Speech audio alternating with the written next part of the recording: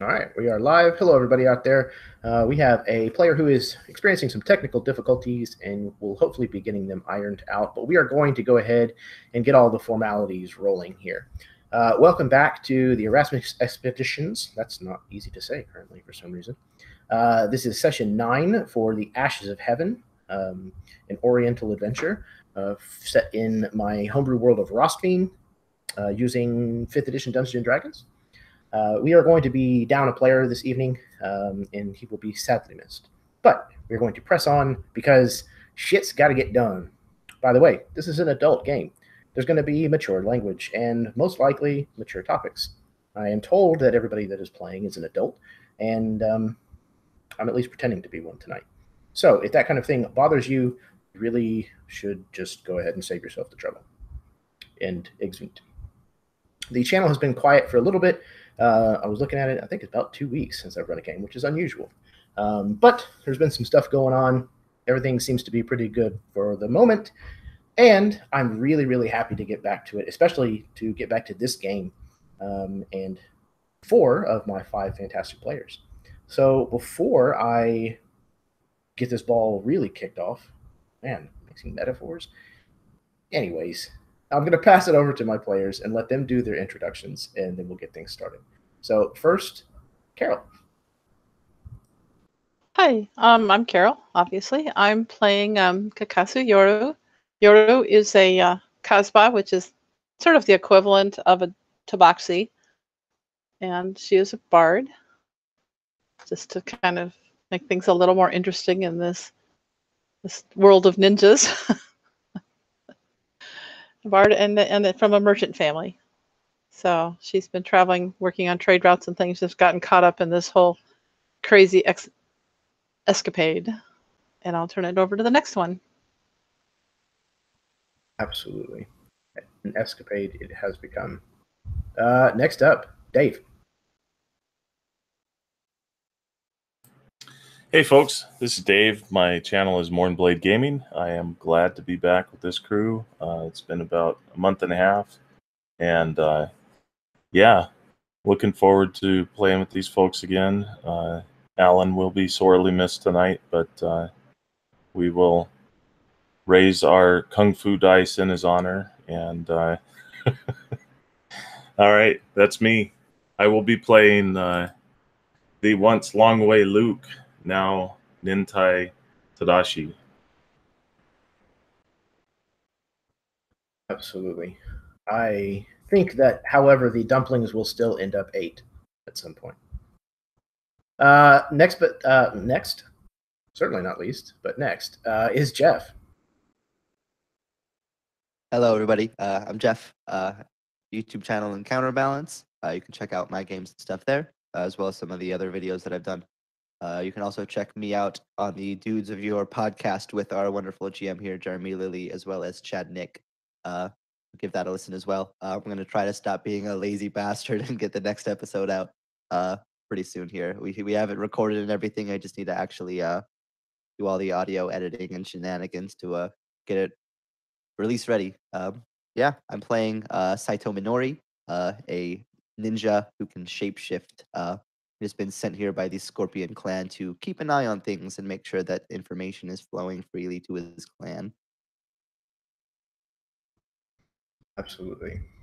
Yes, Jeff is the man behind the curtain at the podcast, and it is a thankless job. But next but not least, we have Scott. First things first, we're going to check if you can hear me. Can you hear me?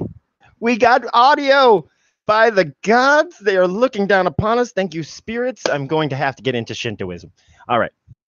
So, I am Scott. I am going to be playing Zanwu Tsukiko. He is a fighter of the Mantis clan. Grew up in Wudon Mountain with our friend Flying Crane. And he tends to be the one that picks up all the slack and mismanaged funds and food eating of Soren Crane. Kind of lighthearted, definitely far more martial than spiritual, but we'll see how this all goes, and hopefully we can, kick some butt here tonight. Thank you, guys. Glad you can hear me. Me too. It certainly makes things a lot easier. Yes, these 4 players have been kicking ass for 8 sessions so far, and I know that tonight's not going to be any different. However, tonight is going to be a little different. The kind of session that we're going to run is a little out of the ordinary. Hopefully, it ends up being really interesting and a lot of fun. So I think we're just about ready to get to it. If the Kung Fu system comes up, that is something that is covered in session 0. Go back and watch that before you watch this. And session recap. So last time, you guys had finally reached the Imperial Capital of Tsi-Bon after somewhat of a kind of dangerous journey through the spirit realm. And you took care of some business here and there, answered some questions that you guys had, made some contacts, and also put in like a formal request to meet with the Emperor himself, which surprisingly was actually granted given the circumstances of your situation. And when you met with him, you discovered that even though he did not know about the invasion force, he knew that something was amiss in the Empire.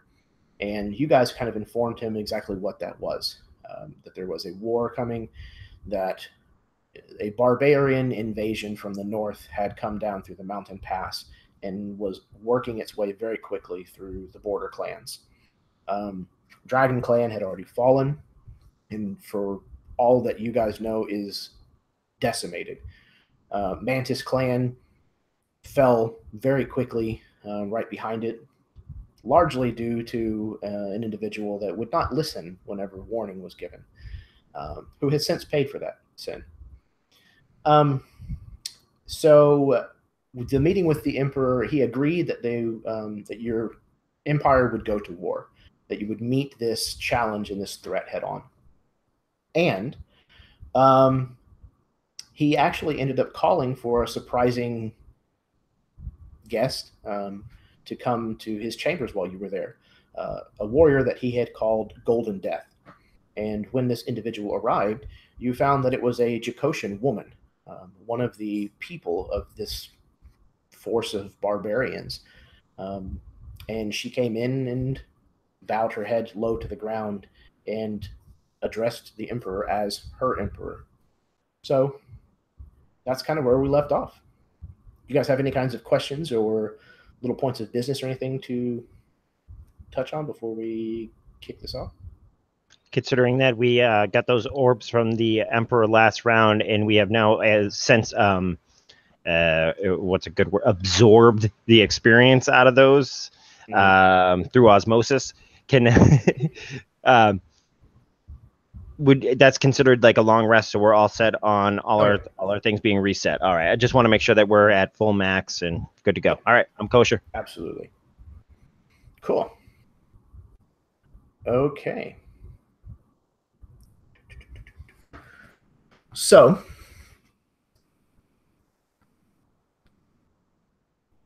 we find ourselves in the palace once again. This well-appointed estate that we've grown accustomed to as we move down a familiar hallway. A watercolored mural stretching out the entire length of the wall on our left.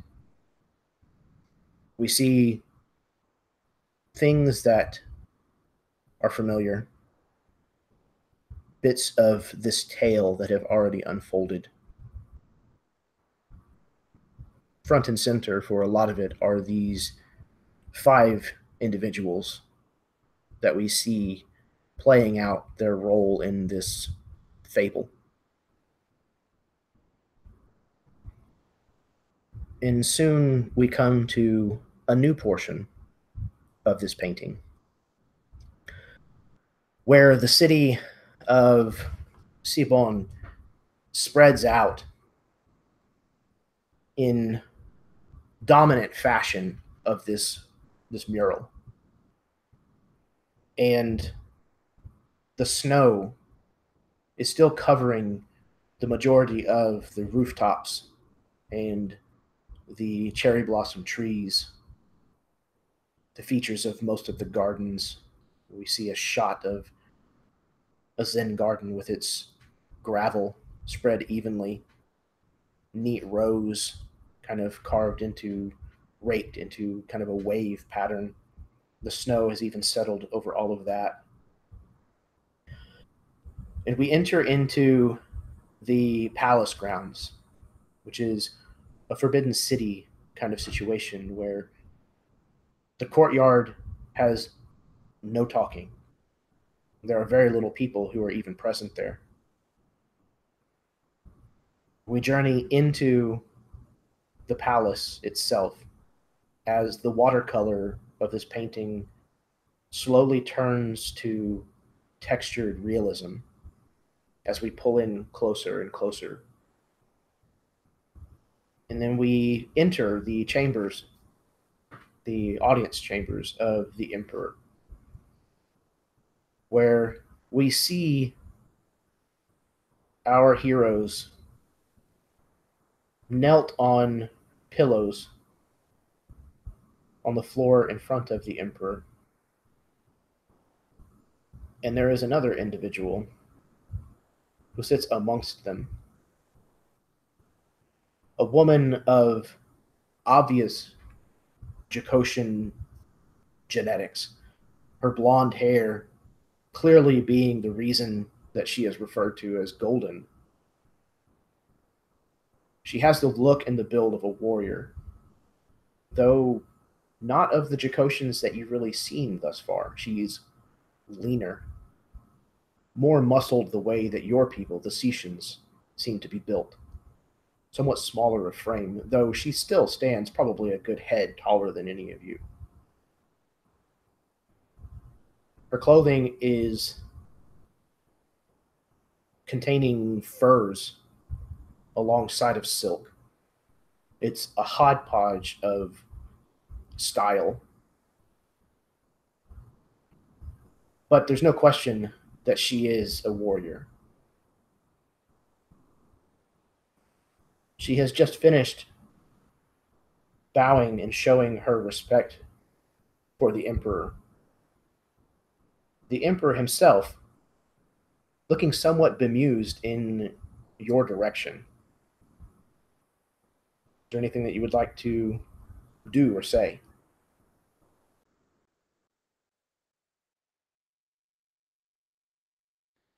Now, we were under the impression that this was a Jakoshan to start with, right? So this isn't all too much of a surprise, because I think I listened to part of the end of the last session, and I remember hearing you say Jakoshan. So I think we would have been under the impression that this was somebody. Am I correct? I don't think that you realized it was a Jakoshan until you walked into the room. And we have all been disarmed. Is that correct? We're in front of the emperor. Yes. I don't expect having weapons. You then all would absolutely have your tantos, your ceremonial knives, just in case, for whatever reason, the emperor decided to demand that you take your life. However, that's not traditionally seen so much as a weapon. Yeah. So you're allowed to keep that. That was a last resort kind of weapon. That was only if you lost your other stuff. Then I think Suki would not being fully aware that a Jakoshan would be there, would be kind of shocked and taken out of place. And the first thing he would accidentally do, without it would just be a natural reaction from the fights that we have had and what's been going on, is that he would instantly start to reach over his back looking for his double hook swords, knowing, like, not realizing that they're not there. But then he would kind of like take a defensive position.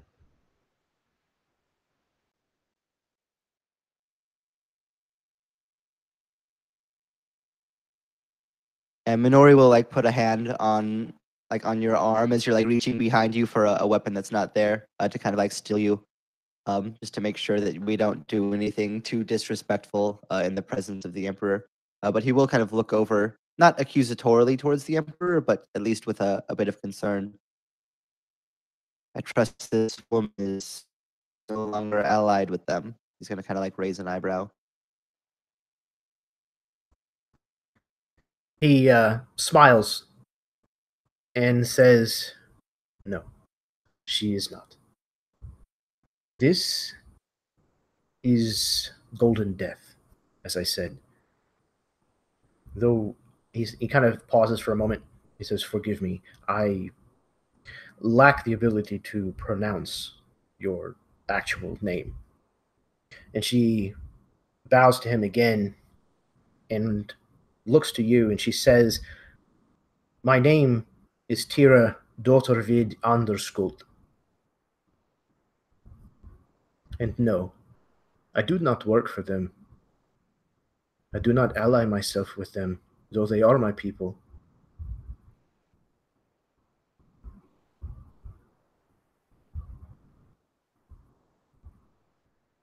Then you must have much knowledge of them that will be of use in coming battles and struggles. She nods, and she turns to the Emperor and says, "I think that perhaps that is why I'm here."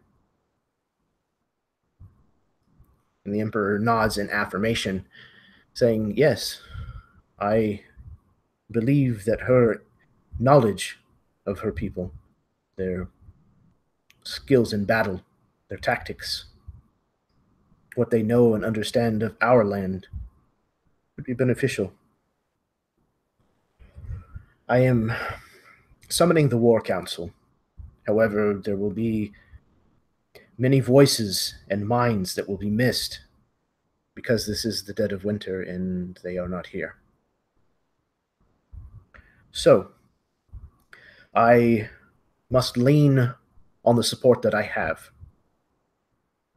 I will lean on Golden Death." And he kind of turns to face the rest of you, "And I will lean upon you. The Empire must go to war. In order to do so, there is much that needs to be discussed and put into motion. Can I count on you?" Yoru would, at that, she would definitely bow again. She would say, "Yes, yes, of course you can. That's why we're here." Yeah, Minori will bow as well, under the guise of respect, but really it's to like hide the smirk with the power that kind of comes across his face at the sound of him being given so much authority. He doesn't want to show that to the Emperor, so he'll bow respectfully instead.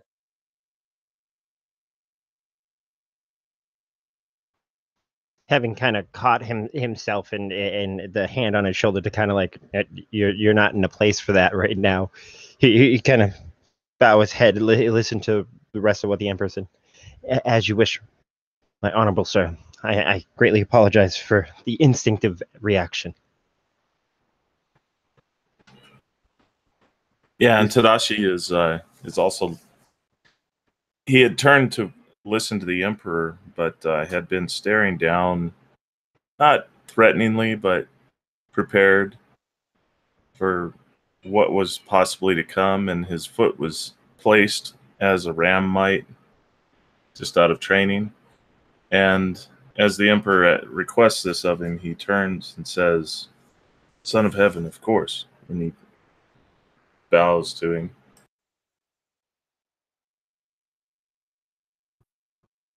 Good. Good. And yes, it is those instincts, those of a warrior, that I will need from you now. So, if you would please follow me, all of you." And he turns and starts to make his way from the audience chambers into another room that is further into the palace.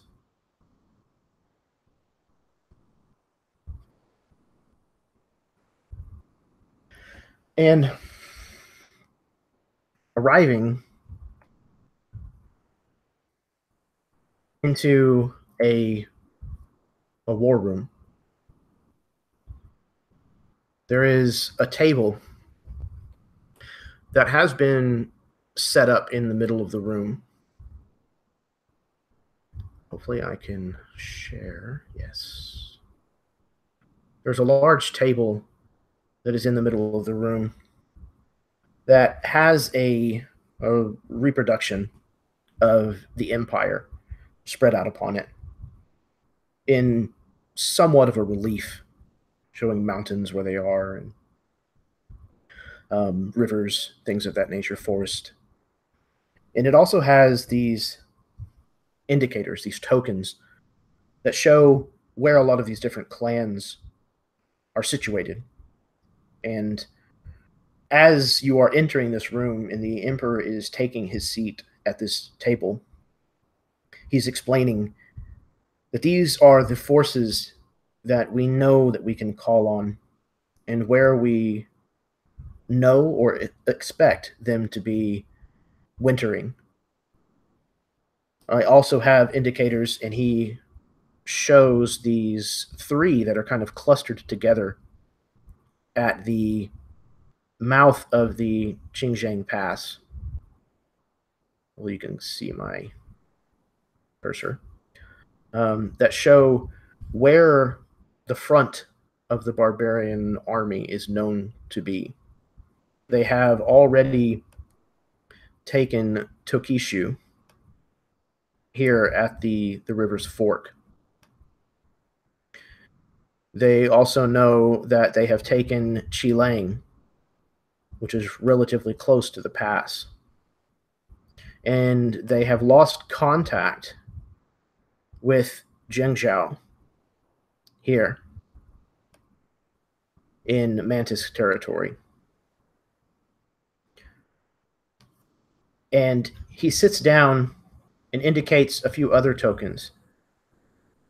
These here will represent the ninja that the Scorpion clan has basically set aside for this battle, aside from their main forces.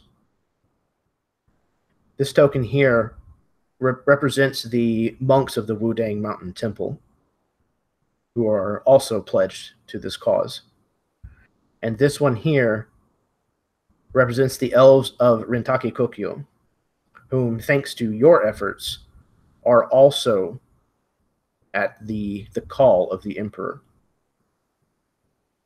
So, he sits you down at this large table with this arrayed in this fashion and gives you a moment to kind of take it in, to understand what it is that you're seeing. And after a few minutes, there is a small group of people who join you. They're introduced as the members of the War Council who are here in Tsi-Bon. Most of them are elderly or stately individuals. And they come in and take what look like predetermined seats kind of around this table, eyeing all of you in, well, a little bit down their noses, honestly. But they certainly do exchange at least cursory bows in your direction.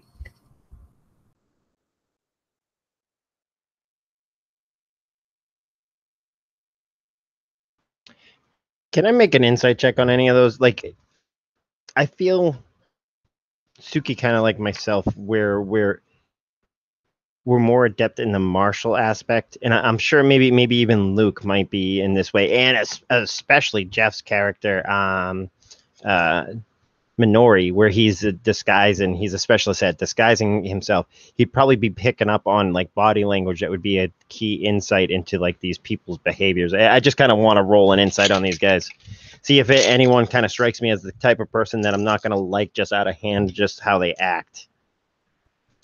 Okay.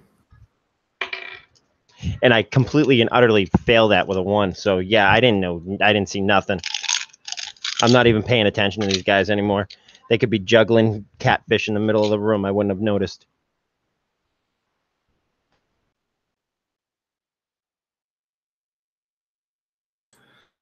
Betrayed by the dice. She giveth and she taketh away. Yeah. So, is there anything else that anybody wants to do before the council convenes officially?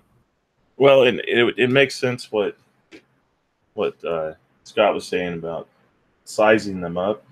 I would see myself doing that. With a total of a 16 for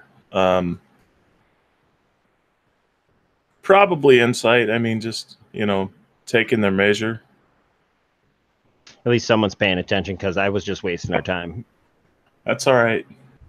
It's a lot to take in right now. There's a lot happening. Very true. You guys are definitely of the impression that you're in over your heads. This is deeper into the workings of the empire, if not the world, than any of you have probably ever set foot in before.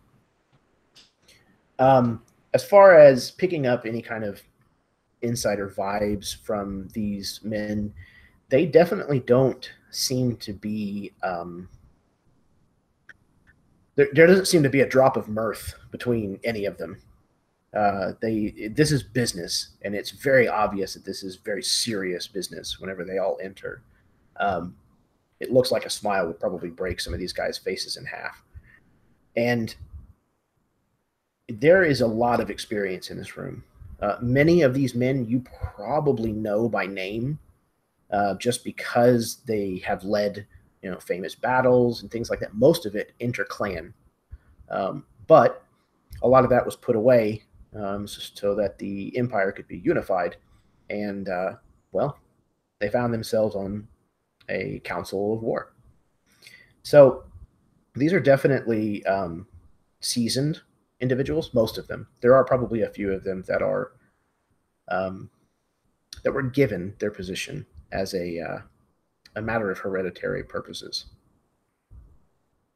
As far as whether or not you'll like any of them, it's kind of hard to say. It depends on how your character would get on with very serious military types. I would say Yoru, who's been watching all this quite closely, is now Carol as a player doesn't know exactly how this would look, but Yoru would be putting on her most gracious and experienced manners and ways of dealing with high-level people that she learned both as a merchant and through experience on this trip. And she would be very serene and very, just hoping to make a good impression on them and hoping to learn enough that her input might be of some value.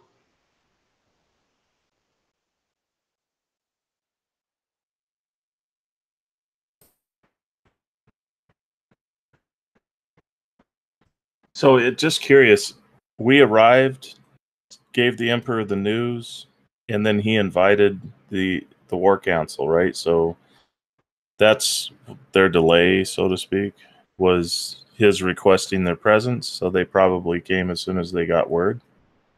Well, this is just the members of the war council that happen to be here in the capital. That they were wintering here for whatever reason. Either this is actually where they live, or they came to the capital before the snows began, and that's where they're been located all winter long. But there's probably maybe 10-20% of the council present. I think the more angle of what he's trying to get at is by looking at the number of council that were here and the board that's set up, like, and how he's been talking, is it almost fair for us to come to the conclusion that we came all the way here, told them the news that they already knew, like how much, like they already knew pretty much what was going on. We just kind of confirmed it on the battlefield. They didn't know, right? No, they didn't. Okay. So actually, then, what Tadashi will do is respectfully bow to them and politely state to them, "Thank you for coming. Obviously, you're late, but there's still time. We're very thankful to have your skills and experience at our disposal, but one could wonder if the Imperial War Council is, well, you'd think they would have already known, but maybe..." Let us get something very clear, young man. We are not at your disposal. You are at ours. Correction. We are at His Imperial Majesty's disposal. Of course. And he bows to the Emperor. As are you. As He kind are of we all in this room. snarls at you with a sideways glare. And it's then that I realize he's wearing the Ram clan, probably. And so, you know, I just keep a stoic face. I've been polite, albeit blustery, rude.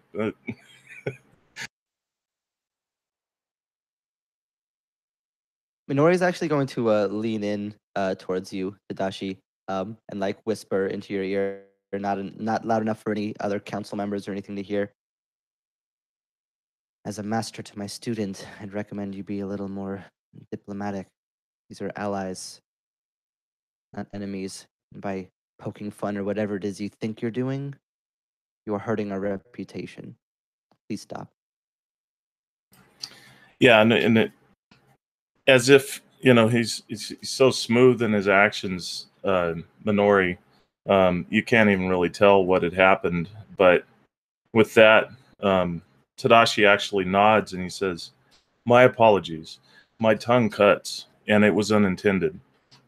I simply meant that I'm glad that we're all here now for we can put together and solve this problem together for the Empire." Yes, for the Empire. Your discretion is dismissed.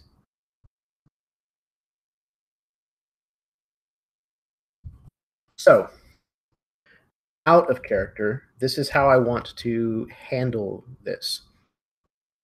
The War Council will obviously have their say. The Emperor will have the final say. But I would like for you guys to tell me how you envision using these pawns, where you want to move these individual forces, and to what end, what task you want to set these to, whether it's just meeting the enemy face to face or whether it's, you know, utilizing these ninjas for something more subtle. And I'd like for you guys to basically kind of plan the first stages of this. Well, I'm going to use the word campaign, but I think you guys know understand the difference. This war campaign. Then I need more information. What terrain are we looking at, and go over the forces again and where they're coming from.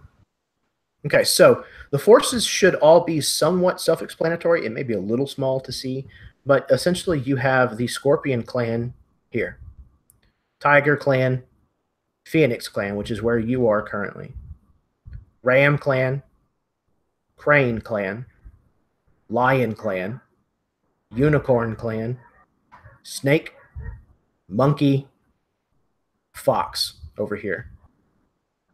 This green area was the land of the Mantis. The Dragon territory was actually up here in the mountains. It's a little bit off because this is actually a map of later for the clan lines, but it'll work for what we're doing. These three tokens here are the barbarian forces. This here is the elves that you made the deal with, that said that they would answer your call for battle when it came. These are the monks of Wudang Mountain, who Soaring Crane told you were at your call. And this token over here will represent a group of ninjas that the Scorpion clan has pledged to be available for any kind of covert work that needed to be done. So, am I assuming correctly then that all those clans will come when the Emperor calls them? Yes. However, some of them would take quite a bit of time to travel because it is the dead of winter to get all the way over here. You know that once they have taken Tokishu here, and if Idunawa falls, then more than likely they're going to push on to this town here, which is Zhaotugama. It is a very large city, and the kind of devastation that would be wrought there would probably be on par with what happened in Chilang.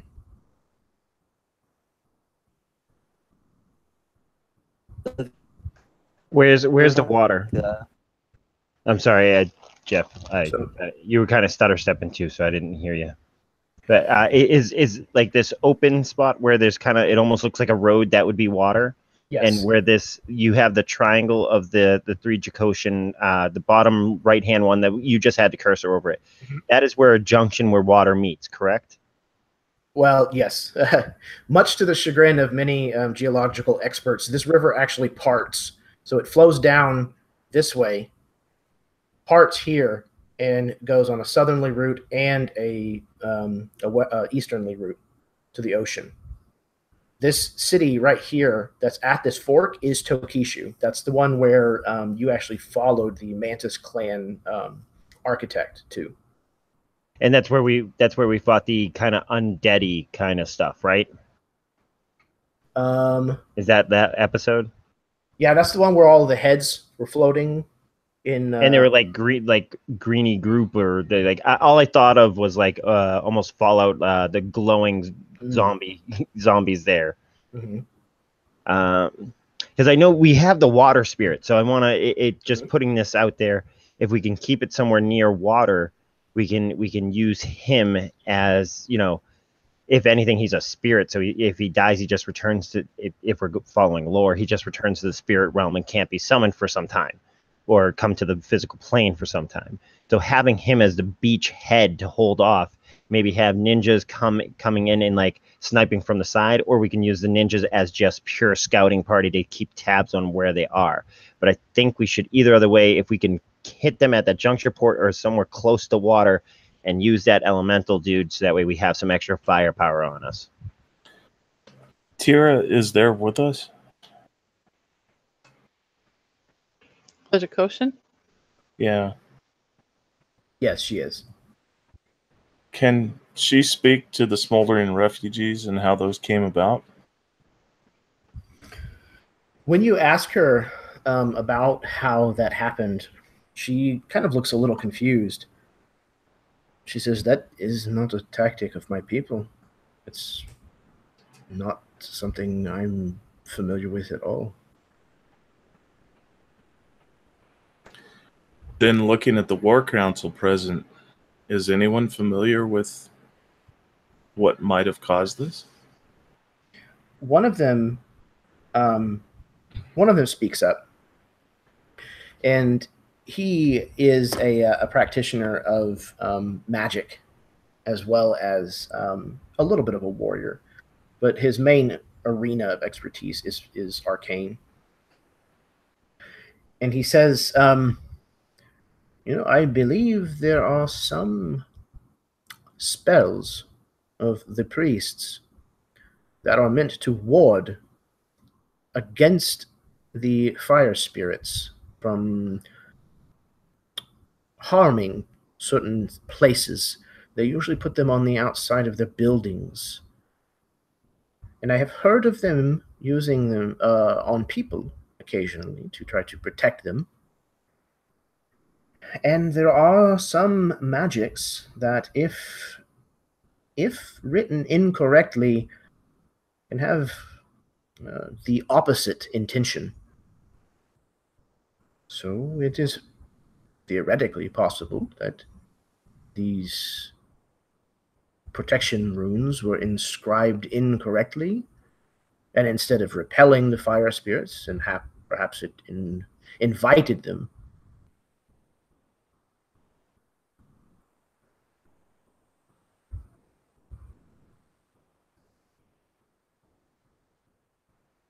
But without examining one, I couldn't be certain.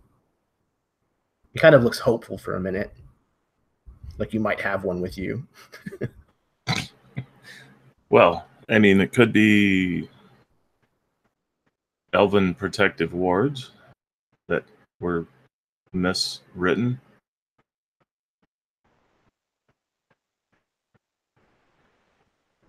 Perhaps. Again, I would have to see some indication of these refugees or the runes. I'm not as familiar with priestly magic, but I know some. Well, We're a little too busy to take a pic with my phone, but sorry. About here, Yoru speaks up. And she's like, could someone have written them wrongly on purpose? Or would it be much more likely to be an accident? Well, I suppose that's possible. It would be a truly depraved individual to do such a thing. I don't know that the heathens, and he kind of casts a look in Tira's direction, would know of our rituals, though I suppose it is possible that they could learn.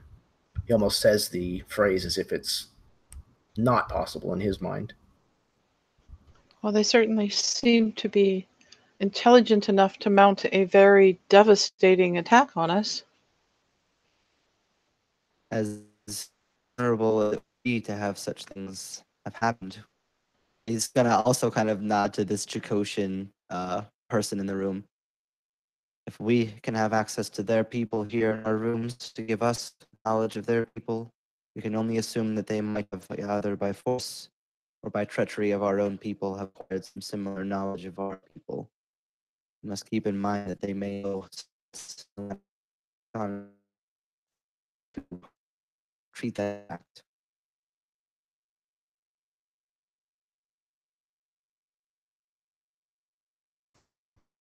You're cutting in and out real bad, Jeff.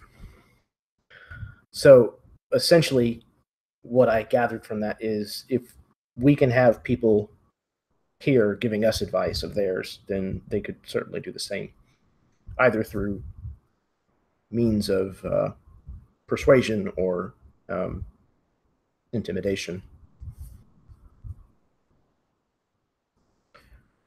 Yeah. Okay. The Emperor seems to kind of weigh this knowledge, nodding. This is true. Hearing the talk of traitors, he kind of like looks up and looks at Golden Death. Like his eyes just kind of lift up to her. You can see the muscles in her jaw are very tensed. Your guess is if you were a little bit closer to her at the table, you could probably hear her teeth grinding together. But for the moment, it seems like she's keeping her tongue.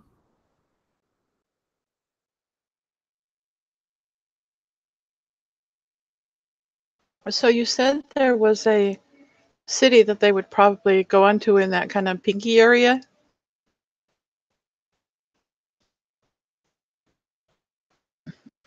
Yes. That was Scorpion?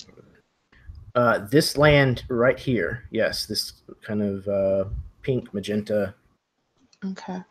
almost bean-shaped area is Scorpion clan lands. What was the name of that city again? Edonawa. E-D-O-W-A. Oh, sorry, E-D-O-N-A-W-A. That is their capital.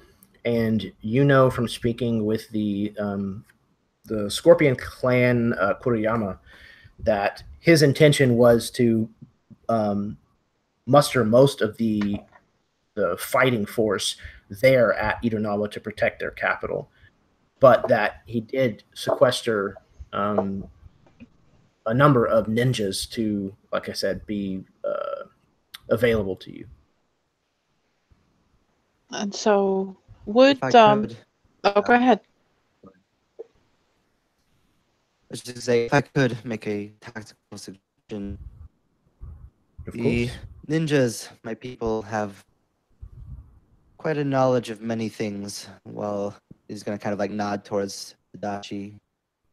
Man-to-man combat might be our strong suit. We have many other tricks that we can employ. For the other armies to get here, they have long distances they must travel. We could have them build traps, knock down roads, build that. Anything that we can do to slow the Jakoshan march. It might buy us the time that we need in order to get the other men here to be able to stand a chance at full-on battle. think it might be better served that we do that than to throw them into any fight, using some of them to scout as well. I'll leave that to you. I see.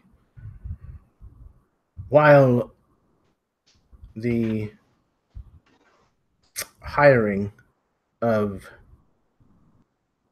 the manner of work that some of your clansmen adhere to is not typically the way we would approach war. I think with an enemy like this, that we need to broaden our horizons. So, it may be best to employ these ninja and try to use them to full effect.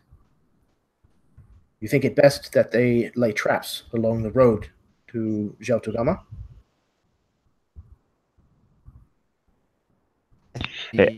I would say as well as shadow them.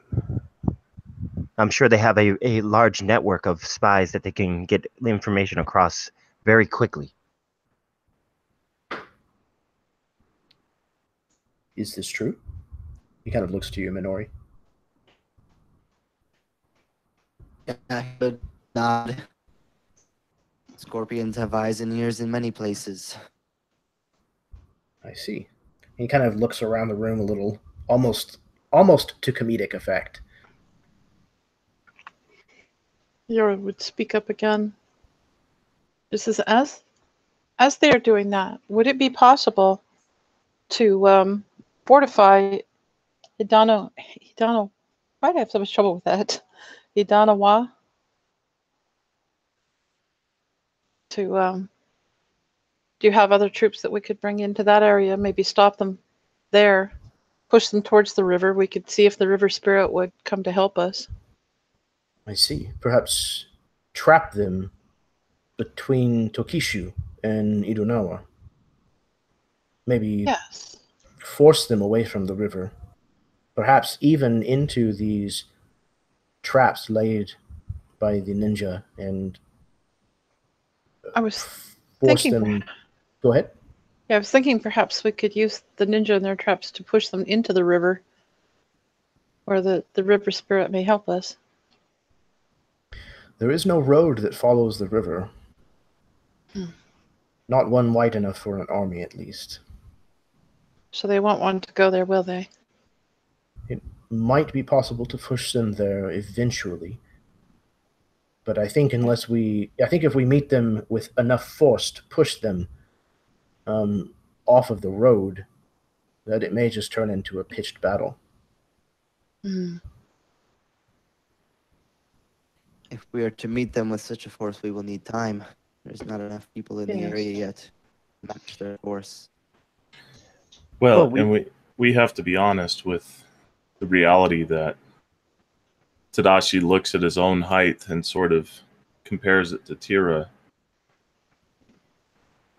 The stock is different. Our fighting ways are different. We can't come on them the same way that they come on to us. We can't just hit them hard as easily without losing a lot of people. We have to use different tactics, not necessarily. We have to distract them and separate them if possible. Am I making sense? But their armor is soft. They wear hardly any of it. And if they do, it's nothing more than spoiled furs and leathers, maybe chain. But their fighting spirit far outweighs the armor they wear. No armor means that they move faster. They hit stronger. There's nothing weighing them down. We might be able to pincushion them, but they can take several hits before going down. Yes, they are a formidable foe. They have no fear of pain. It just seems to spur them on to greater fighting. There's a lot of interdiscussion kind of between some of the members of this council.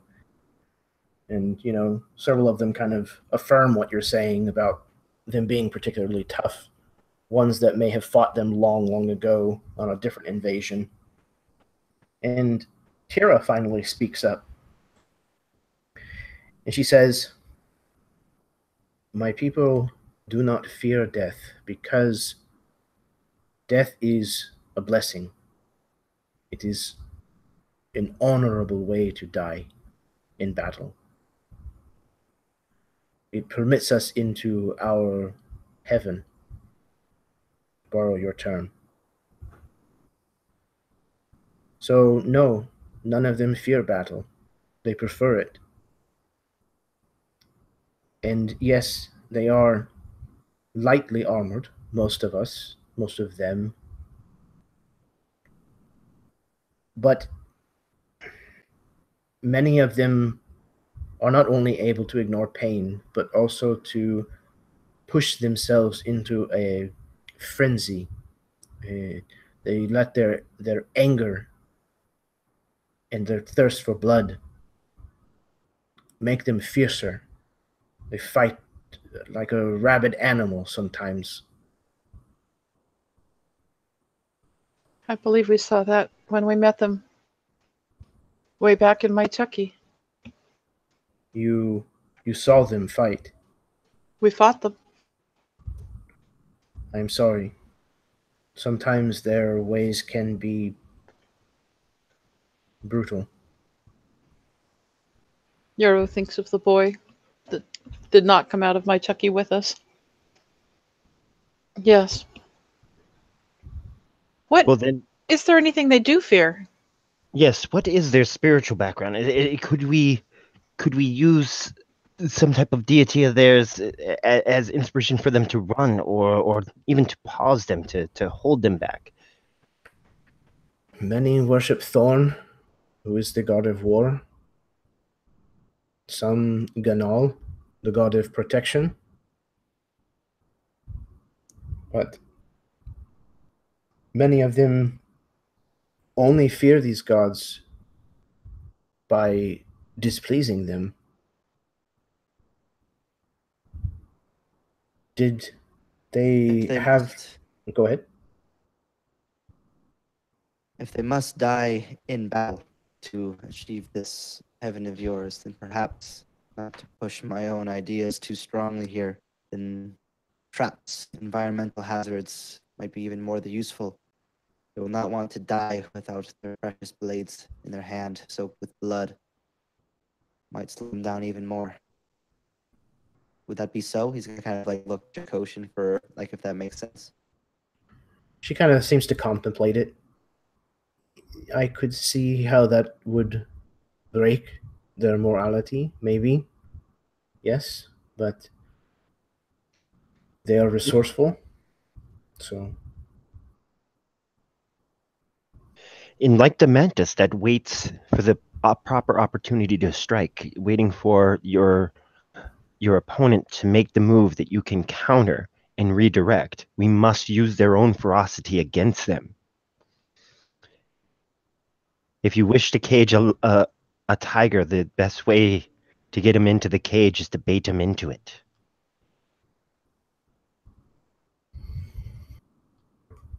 the council kind of nods. Then where is our cage? Where do we look to lure them, to trap them? We can't do so out in the open. Well, like Minoni says, we use the ninjas to constantly bait them into more and more environmental traps, slowly edging away their will to want to die this way.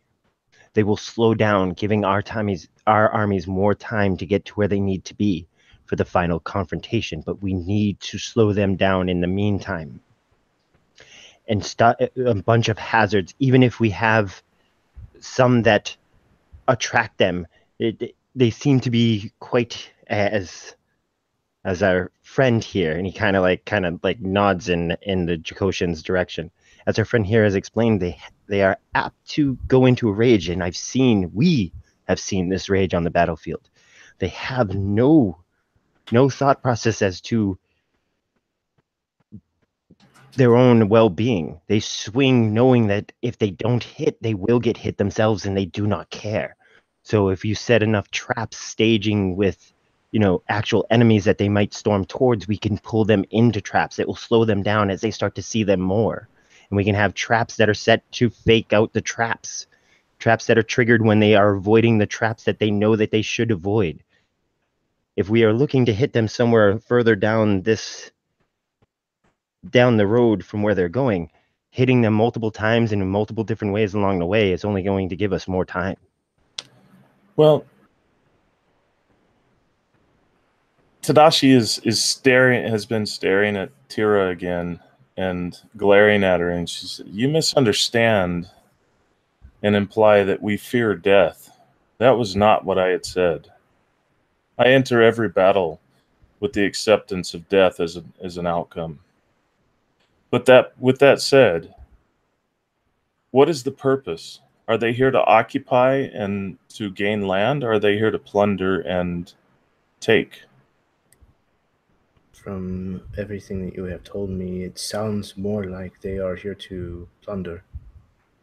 This is the way, usually, but for them to have come through the Chengzhou Pass during winter that's unusual, especially a winter as harsh as this one. Did they have giants with them? Giants. Enormous Well, there was a men. giant of a man that we fought and fell. No. This would be the size of a pagoda. Enormous beings that wield weapons that are the size of houses. Yeah, we saw those getting off the boat, didn't we? The very Yes. first episode. Yeah. You guys did see some Yeah, Oh, we yes. didn't skinned fight them, but we individuals. saw them. We saw them. We did not confront any of them, I believe, but they were... That is wise to not confront them. I have an idea to interject here, going off of what Suki had said. The ninja will be very useful to trap and to tarry and to annoy, but possibly to draw off as well. Because if we can pull them off and attack them in smaller groups, this might be a good opportunity to do that. Because they fight with a rage. That's obvious. If you get them enraged, they will follow and pursue. Yes, I see what you're saying. Is there anywhere on this map, and he kind of looks to the council and everyone, where we could possibly divert some of their army? A gorge, some type of funneling system we might be able to divert and split their group into two. Right, and spread them out so that we could flank them. Yeah, they're not familiar with our land. This is our home. And Speaking, a good gorge, and or anything with any type of cliffs on one side or both sides. We have archers, ninjas, and everybody on top. You can pick them up from above. yes, that's what I was thinking as well. And one more thing to add to the conversation, people. I know that I am but a humble merchant, but we need to be sure that we have supply lines to feed and keep our army strong while theirs gets weaker. So let's look for a place that we can divert them into, spread them out, and still get food to our troops. Again, there's quite a bit of talking that kind of happens between the various people who are present. And you learn that there is a road that goes from Tokishu to Zhaotogama, kind of on its way to the capital eventually. And that's kind of the main road that people use in this part of the empire, to go east to west at least. However, there is another road that comes from Tokishu and goes north to Idonawa, which is most likely where this barbarian horde is currently headed. And beyond Idonawa, it goes on to Kinong, which is the capital of the Rat Clan. Now, the Rat Clan is kind of similar to Scorpion Clan as far as they typically deal with the more subtle ways of fighting. But the Rat Clan is also sometimes into some dark magic. They're not usually counted on very heavily in Imperial matters, but in theory, the landscape here in Rat Country would be exactly the kind of stuff that you're talking about. Lots of deep gorges with steep cliffs on either side and things of that nature.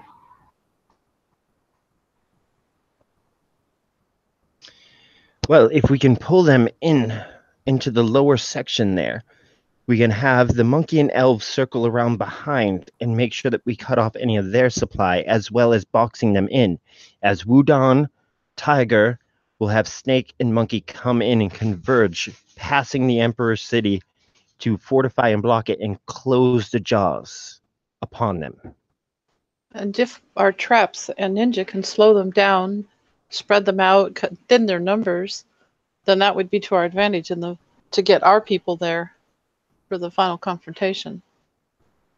So send word to Monkey to have them press perhaps Tokishu, and the elves can support either the push at Tokishu or the fox, which maybe could press into Mantis lands to help move them out in a northeastern direction. And meanwhile, we see what we can get from Rat Clan as far as their aid, if we can. And Scorpion maintains their hold on Irunawa, while Tiger moves in. We bring the monks from Rudang Mountain down. And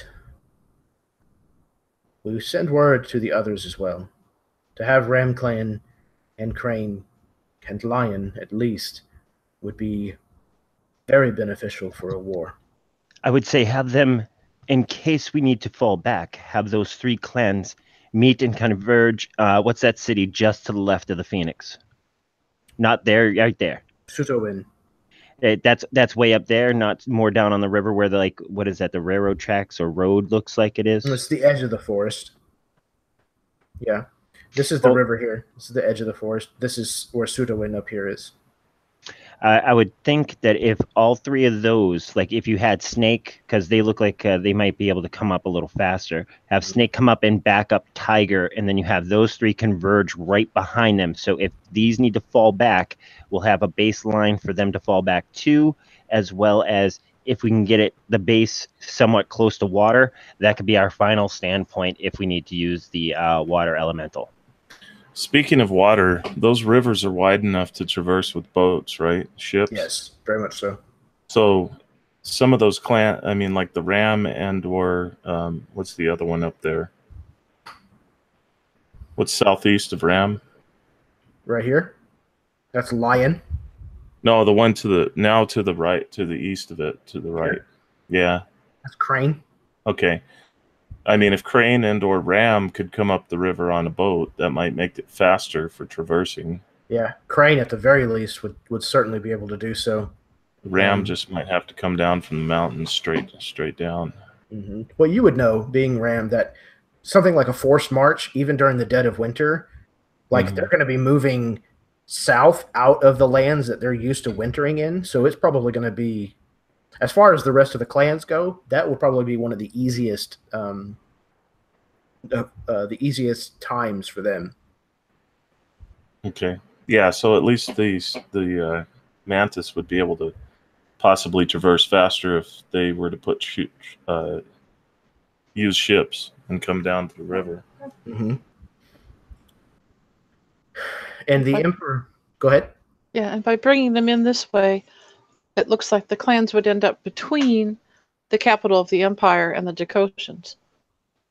Indeed. So as they fall back, they can protect the capital as well, if need be. And what of Phoenix Clan, my people?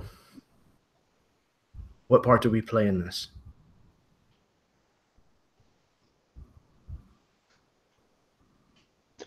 Well, thinking since they are fairly close, they can come in and back up the snake and tiger as the scorpion and Wudon come in from the north. You have Monkey and the elves working together, pressing from the south. Fox swinging around, closing the jaws. What's the one due south? This little marker way down. Yeah, right there. What's that one? That is Unicorn Clan. They should be able to make good progress as well. They are mostly cavalry. Can they swing around and regroup with the Fox to back them up? Yes. I think that's a smart idea. Nothing like foxes running with horses. But remember, it'll be easier, I think, to draw these people than it will be to push them. Well, and additionally, I don't think we need to knot all our troops up here. I think that possibly the monks could maybe we could send them around behind and to block their exit. I think we want them to leave if they will.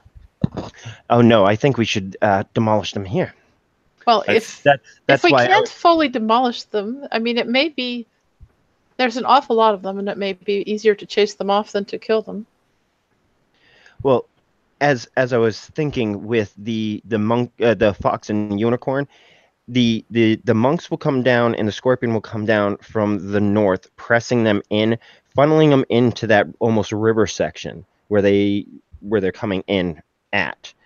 As Fox and Unicorn swing around, they are either closing the trap shut on them, locking them in, and boxing them into a death box, or we can always have them fall back, and then they can evade out the back. But either the way, we have to contain them first.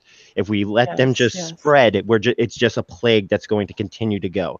And if they're making an army out of dead bodies, then we have to stop them where they are. We can't let them get more. Their army is only going to get larger. We can't have that. I was just thinking we'd surround them instead of having such a glut of forces in the center there. Next We are surrounding them. Like Fox and Unicorn, think of it like they're in the middle. Think the ninja and them are in the middle, and we're going to end up surrounding as Wudon and Scorpion come from the north because they're the two up north.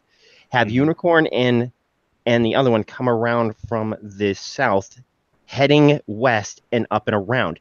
In all technicality, if I was running this, I wouldn't want Monkey and Unicorn and Fox to even battle. I want them just on the tail end in case they start to retreat. They're there. Yes. And we can keep tabs on them. And they can clear up any stragglers they can get hold of too.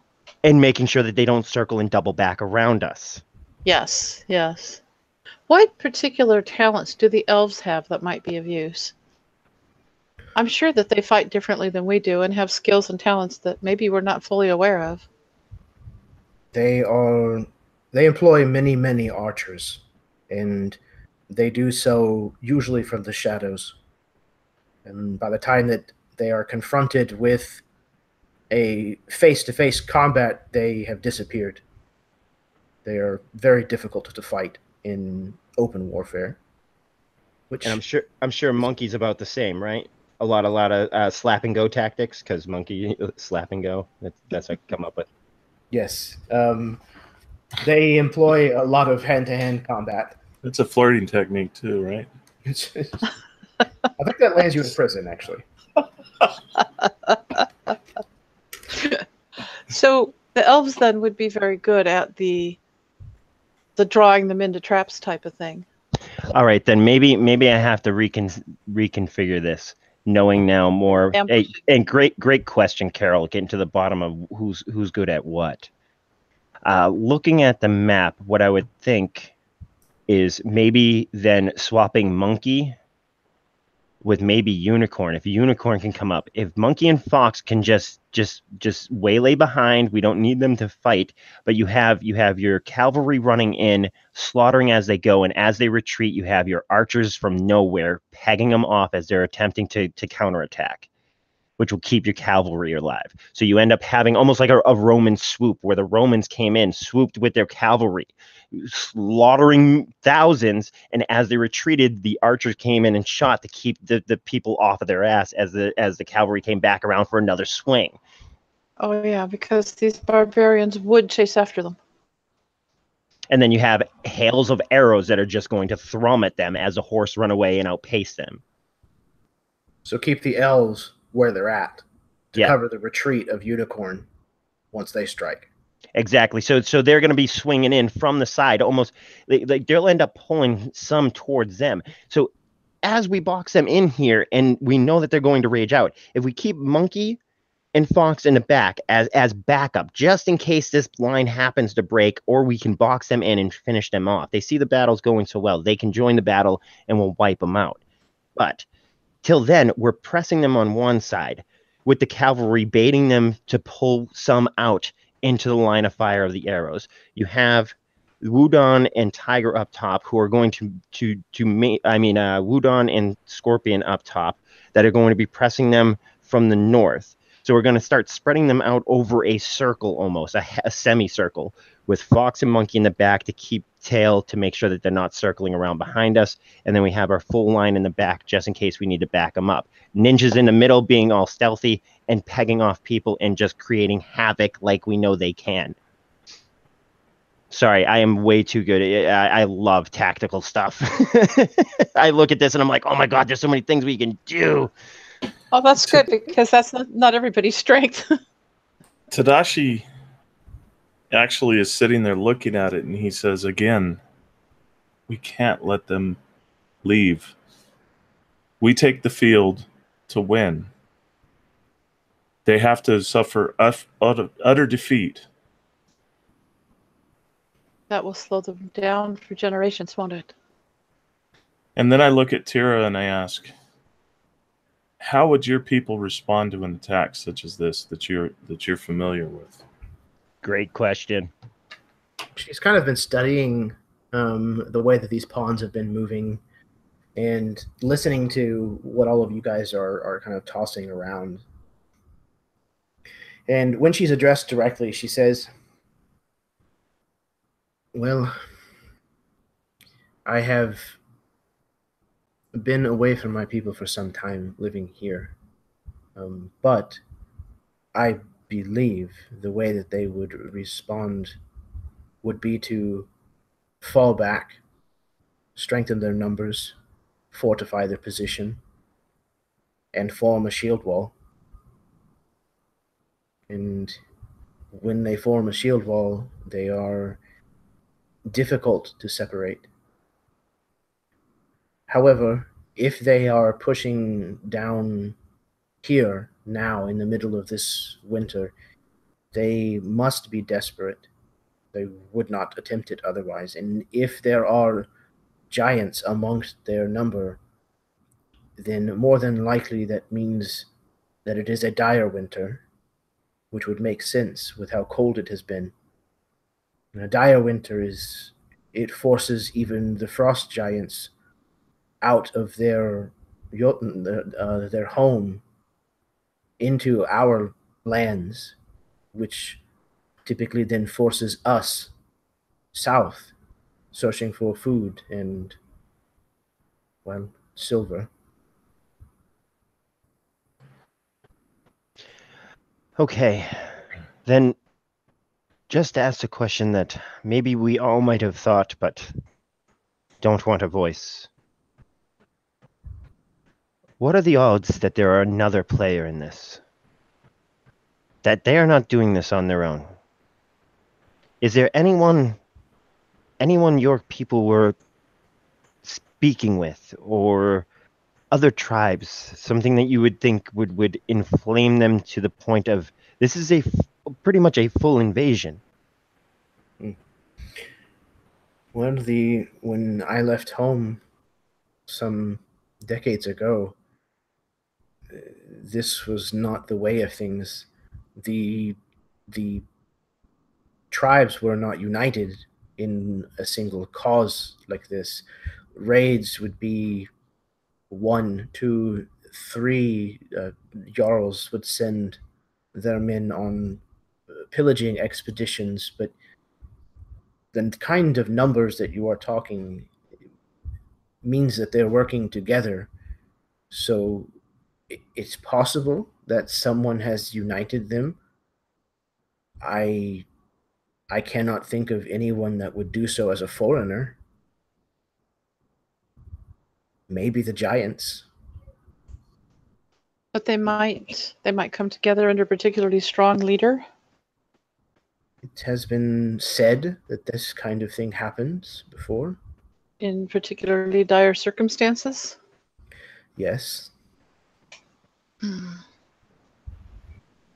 I can't help but worry that also we are evacuating all of our clans' lands to one central locale, Yes, I was concerned about that too. and yet, what if they were to something else is to hit the other clans' lands? Then that could be devastating. What should we do instead? The people know the Imperial Capital as the heart of the Empire. Well, that is one of the reasons why I suggested that ram, lion, and what was the blue one Crane. there underneath? Crane, Mhm. who are the farthest away. They come in and support our back. They will have scouts ahead to tell us if anyone's flanking around from behind, and they will secure our backup in case we need to fall back and regroup as well. Yes, We and it's we must protect the capital. yes, we must protect the capital in this. Yes, this is a good measure. Even to the extent of keeping a clan there. These three clans that are backing us up almost act as the same as our elves.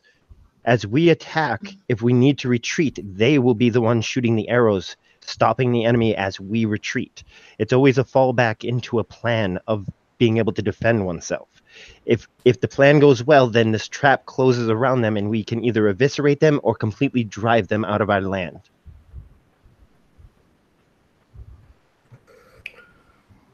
And one other question. Real quick, merchant ships on the shores, that would be where the attack would come. If we could request to send to the merchants that they normally, follow the shoreline. They can at times follow the shoreline. I mean, if we were to have multiple shipping companies under the circumstances monitoring the shores and could get word back quickly by arcane means or otherwise, Yes, to let us know if something happens off of the, somewhere else, because that's where the threat would come, would have to be off the shore, right? Tira speaks up and she says, yes, that would be a tactic that my people would use normally, but during this time of year, the currents are wrong. It carries you to the north, further north, away from the coast. I'm sure, though, if we contacted through the Merchants Guild, that we could get some support to keep an eye out. The more eyes we have, the better knowledge we have on how to cope with where they're moving. Yes, and if something unexpected should happen, then we would be prepared. Yeah, and giants in the water have amazing push power. They could push a boat. True. The Emperor kind of strokes his chin. He says, well, it seems as though we have a plan. Is there anything that your Majesty would add? Any thoughts, concerns of your own? Here we are. We keep talking and no one is listening. And him and the War Council have been interjecting in things more than I am as a DM. But I wanted you guys to be able to plan the majority of this as players. So he has kind of studied what you've gone over, and there's somebody that is taking just furious notes about all of this, and they're probably already starting on some of the missives and things that are going to need to be sent out. And he says, I think stalling them is the most crucial thing at this point. To give all of these clans time to march into these positions. So I think it is imperative that the ninja, and he looks to you, Minori, that the ninja of Scorpion Clan get to work immediately. And the monks of Wudong Mountain, and he turns to Soaring Crane and you, Tsukiko, that they begin moving immediately as well to help bolster Scorpion Clan at Idonawa, as well as to form this flanking maneuver you speak of when needed. I will begin departing ships from Tsi-Bon here, sending them west to meet with Tiger south of Zhaotogama. And we shall all have to pray. Yes, O Son of Heaven. And I have one more question. And she looks at her friends. What specific role will we play in this? That's a very, very good question. Where would you be best utilized? Do you have any suggestions? What is it that you think your talents would lend strength to?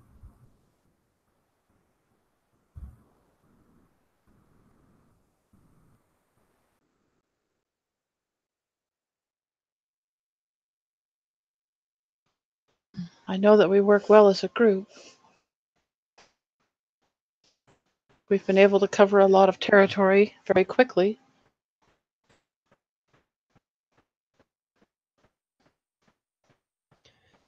Among us, we have varied talents that seem to dovetail.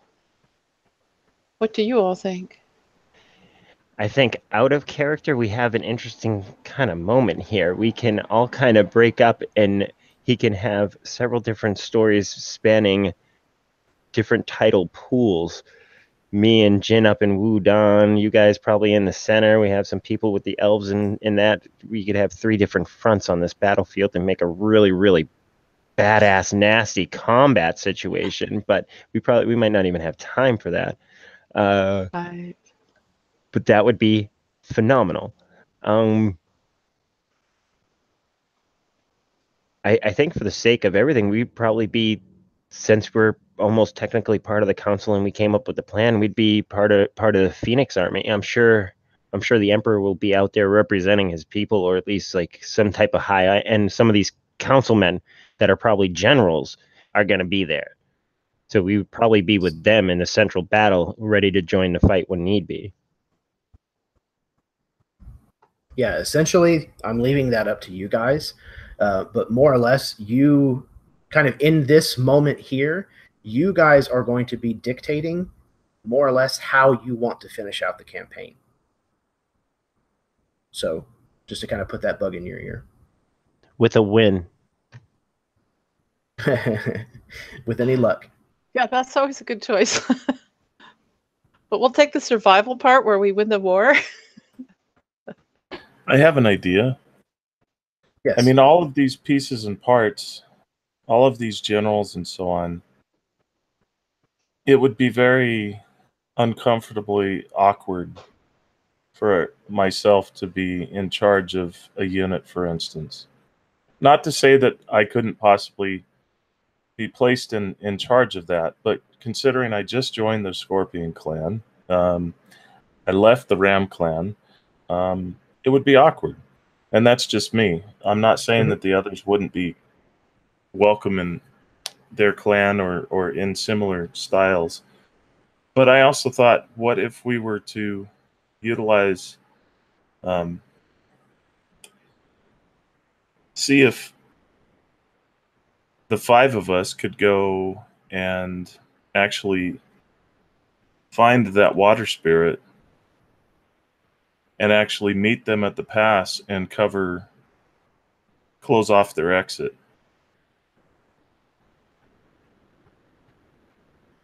That would be a very interesting quest. Oh, and Yoru- I see what you're saying here, because that stream, that is a stream. That stream starts right where that back, like almost northernly marker of the Jacosians are, right? They're gonna be, we're gonna be pulling and moving them where the ninjas are. So that's gonna be moving forward. You're saying we double all the way back, almost to back where we began, right? summon the monster and come in from their rear and just say howdy doody.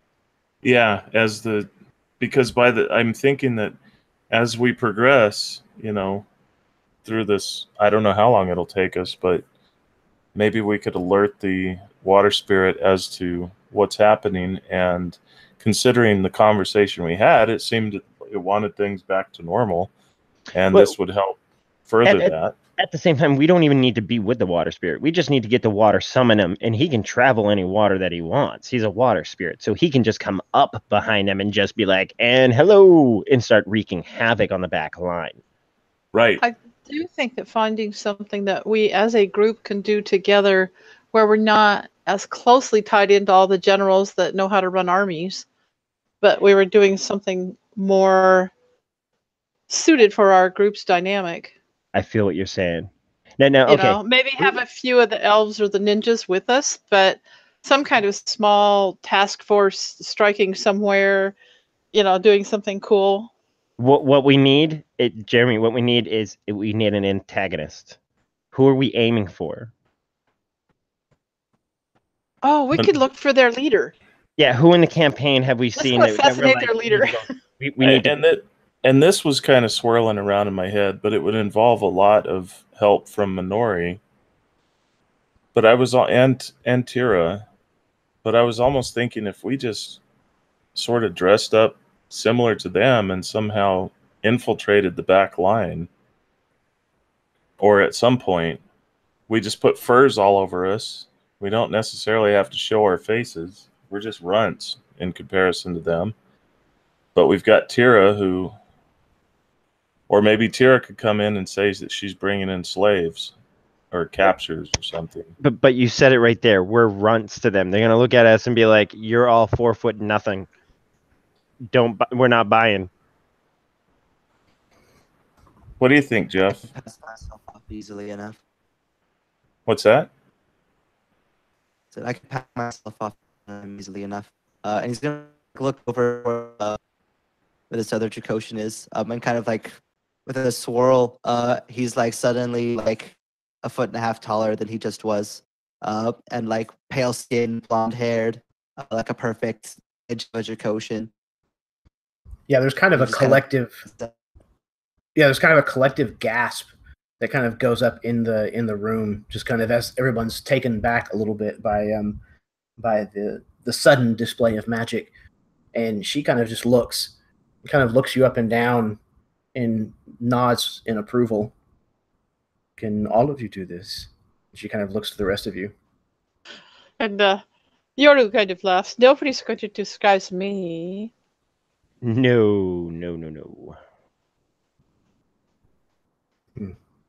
I don't know. I could pass as an actual panther, but probably not. Sadly, one of the more rare talents even among my people. I would be surprised if any among here. But also, like another small movement, he's like back to his normal self.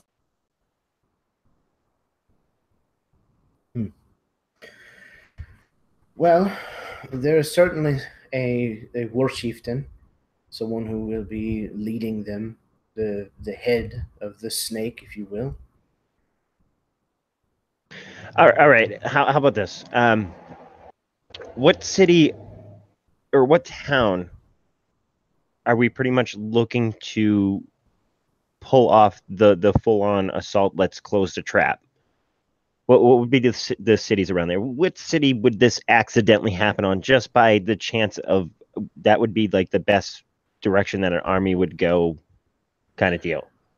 The one that was mentioned, and the one that they're kind of looking to make a stand at, is Zhaotogama here in the western border of Tiger Land.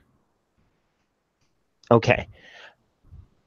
Do we It's have earlier rather than later?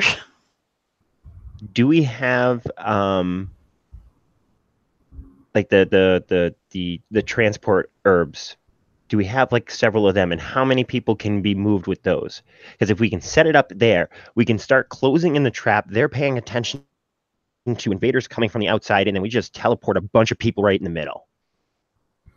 Into the middle of Zhaotogama? Yeah.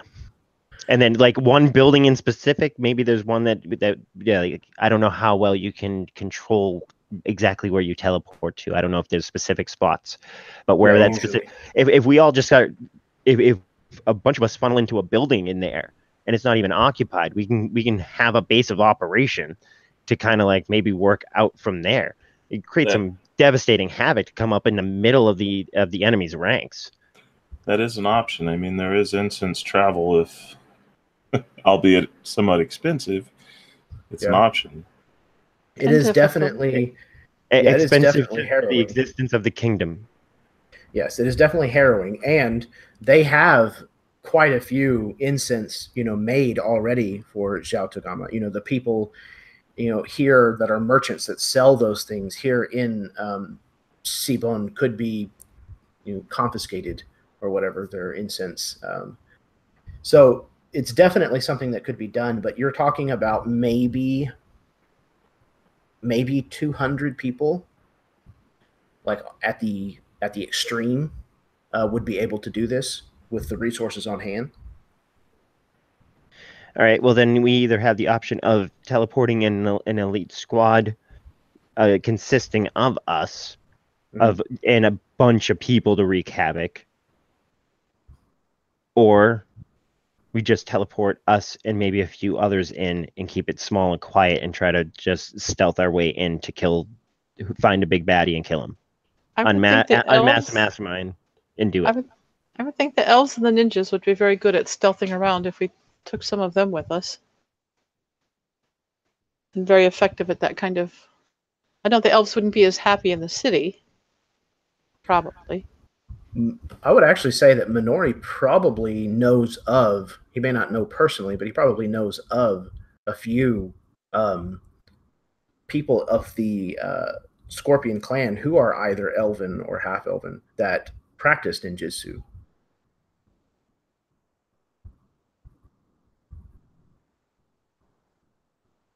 And this has to be like the best of the best. We understand like they want the best on the battlefield, but you have numbers to going to be the best now. We need good NPCs, dude. Good NPCs.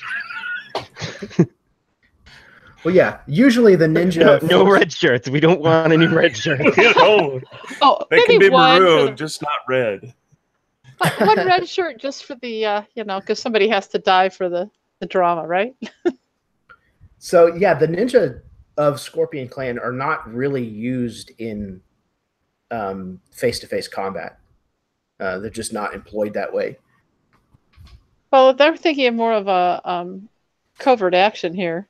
Yes. So what I'm saying is they would be available probably for this kind of a job.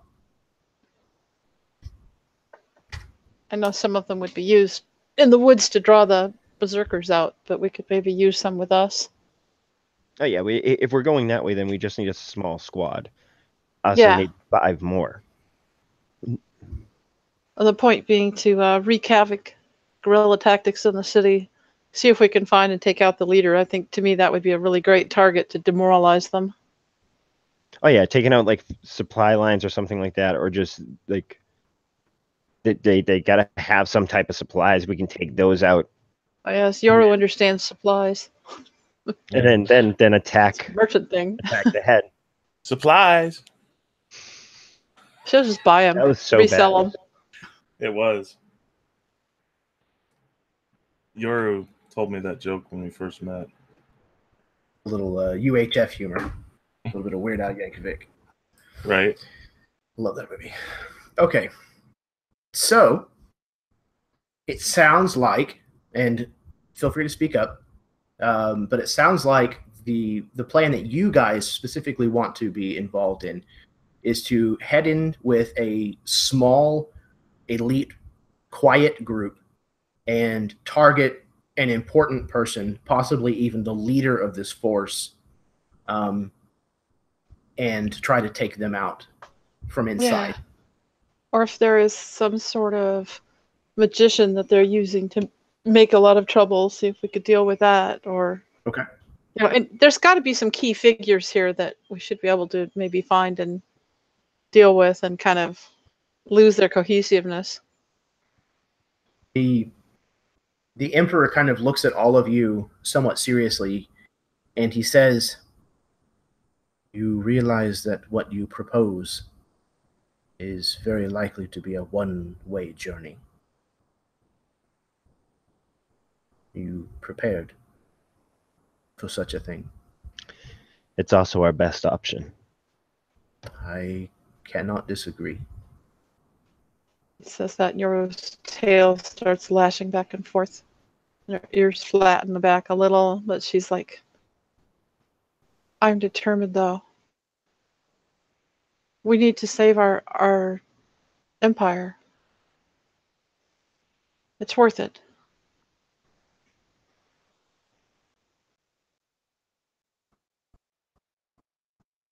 And if there are no objections, we have messages to send. And this is where we're going to take our break. So, go to the restroom, refill your cups, smoke them if you got them, say hi to your spouse, etc., etc. Everybody who is watching, thank you very, very much for tuning in thus far. Hang around. We will have a little bit extra at the tail end here. And yeah, we'll see you guys in just a minute.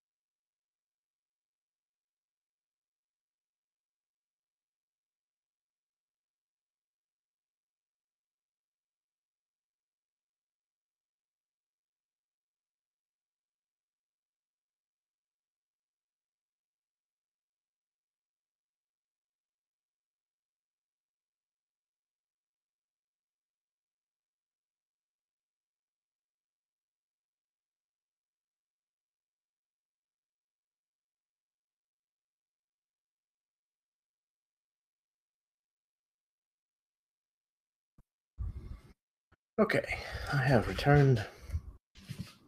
Hopefully, we have some more fun planned ahead for the rest of the night. Or I say we. That's the royal we.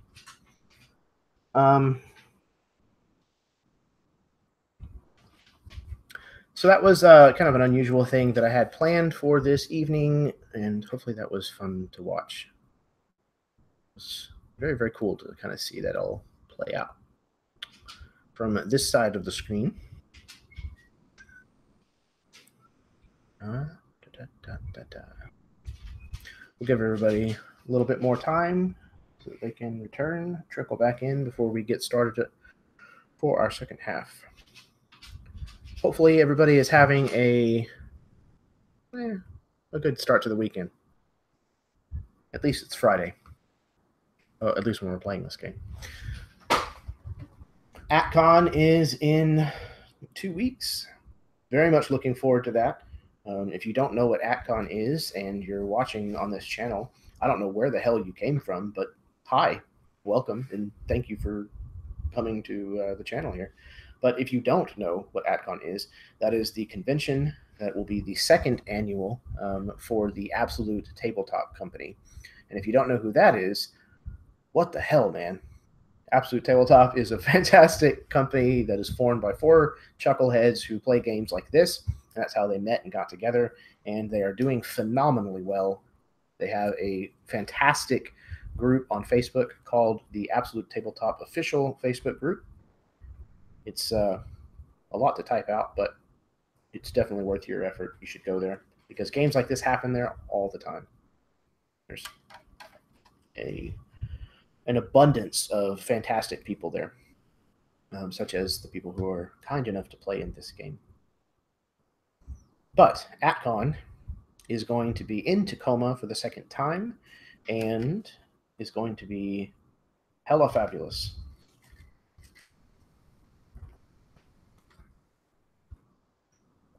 So, very much looking forward to that. I think of our fine players here, I believe Carol, Dave, and Jeff. At least one of the 2 that are present currently. I believe all 3 of them are going to AtCon again this year. That will be our, it'll be, for the 4 of us, it'll be the second year to attend. I am, in fact, going to AtCon. Yes. Jeff, yes. Good. It's kind of a last-minute decision for me this year. I had like 10 reasons not to go, but then I just couldn't. I just couldn't not go. There's just no way. Yeah, I almost didn't go. I was going to not go because Sunday is the Sunday of the weekend it's happening. Is my wife's birthday, and she originally kind of was going to go with me, and then she backed out, decided she didn't really want to go, or that we couldn't afford it more appropriately. And I was going to also back out, and she said no, she wouldn't let me. So, I'm going to be going anyways, which is I'm very much looking forward to it. I just feel like a shitheel. She's a keeper. Yes, and after 23 years, I think I've made my decision. Accidentally. Yes, she is a saint and a half. Jeff, where are you at again? What part of the... I am in just out of Vegas in Henderson. Yeah. Yeah, I'm all the way on the East Coast, man. There's no way I'm making it all the way out across the continental United States. Last year we did a little thing here in Boston with Locrius. Dude, it was great. It was awesome playing with Locrius and those guys. Yeah, good time. Locrius showed up all blue. It was great. Of course. Of course he did. Yeah. I mean, that's just how it looks, right? How could he not show up like that? Yeah. It's just him as a person. Just natural. Yep. Yeah, I think there's still kind of there's dates out there to try to get back together out here, but it's really tough because a lot of the guys need they're like, no, I need like 2, 3, 4 weeks notice before I can take any time off in the summertime. Right. Yeah. I last year, whenever it was happening, the expense was definitely something that gave me a lot of hesitation. Because at first, I thought about possibly driving it, but I think that ends up being 45 hours in the car, and I just can't do that. Yeah. That's like 3 days of 15 hours of driving for a one-day con, and then spend 3 days back on the road getting home. Yeah, love you guys, but not doing that. Not even for the world's largest ball of yarn on the way.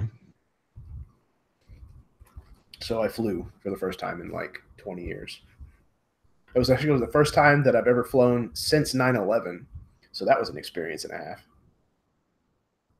So next year, fly into Phoenix, and then we can drive up to Henderson, and we'll just make a road trip up to Seattle. Actually, last year it ended up working out really, really well. I actually flew into Vegas as a layover, and it just so happened that Jason Smith had a connecting flight that landed there as well, and then Jeff actually got onto the same flight, so the three of us actually got to ride from Vegas to Seattle together. That leg of the trip was much easier than the first leg. But this year I have a full straight connecting flight. So it'll be a longer trip in the air, but it'll be shorter overall. It'll be nice. How long are you going to be up in the air? I think 4.5 hours. I'm sorry, I didn't hear that. It kicked out. I think 4.5 hours. I think is what the flight time is supposed to be. I can't even remember. I know I've flown from Boston to LA. I can't remember how long it was, but I remember like it just felt so long. Yeah, I'm sure it probably was. When I was a teenager, I got really lucky, and my family was able to take a trip to Italy, and we flew from Houston to Amsterdam, where we caught our shorter flight from Amsterdam down to Rome, and from Houston to Amsterdam was 9 hours. So that was a long flight. But luckily, I don't have to do that. Bacon. Bacon for dinner. Did you bring enough to share with the class? Sure, here's yours. There it is. I apologize, everyone. You'll get it U.S. Postal in about 2.5 weeks. I'm pretty sure bacon will last that long in the mail. I think I'll probably be bringing bacon to AtCon. I'll share with you then. That's a deal. Okay. It sounds like we have everybody back. So, are you guys ready to start the second part here? Cool. I will take your silence to mean yes. No objections, yes. Okay, so time for full disclosure. I don't know what we're going to do for the second half. I'm leaving that up to you guys. I figured what would probably be kind of fun is to jump around a little bit in time and location and let you guys decide to either play as a squad of ninja or as a group of samurai that are accomplishing or trying to accomplish one of these tasks that you have just set. Any takers? If not, I can completely pull something out of my butt and go a different direction. So the ball's in y'all's court. I think that's an awesome idea, and just we're losing people.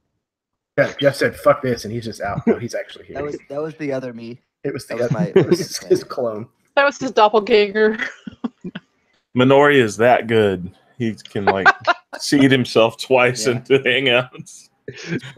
Projections of myself out into the other places. Soon we'll have a dozen Minoris. He's Naruto. This squad of ninjas that we're sending is actually just Minori 30 times. Dinner is very awkward. Are these full physical clones or are they just illusionary? Because there is a big difference.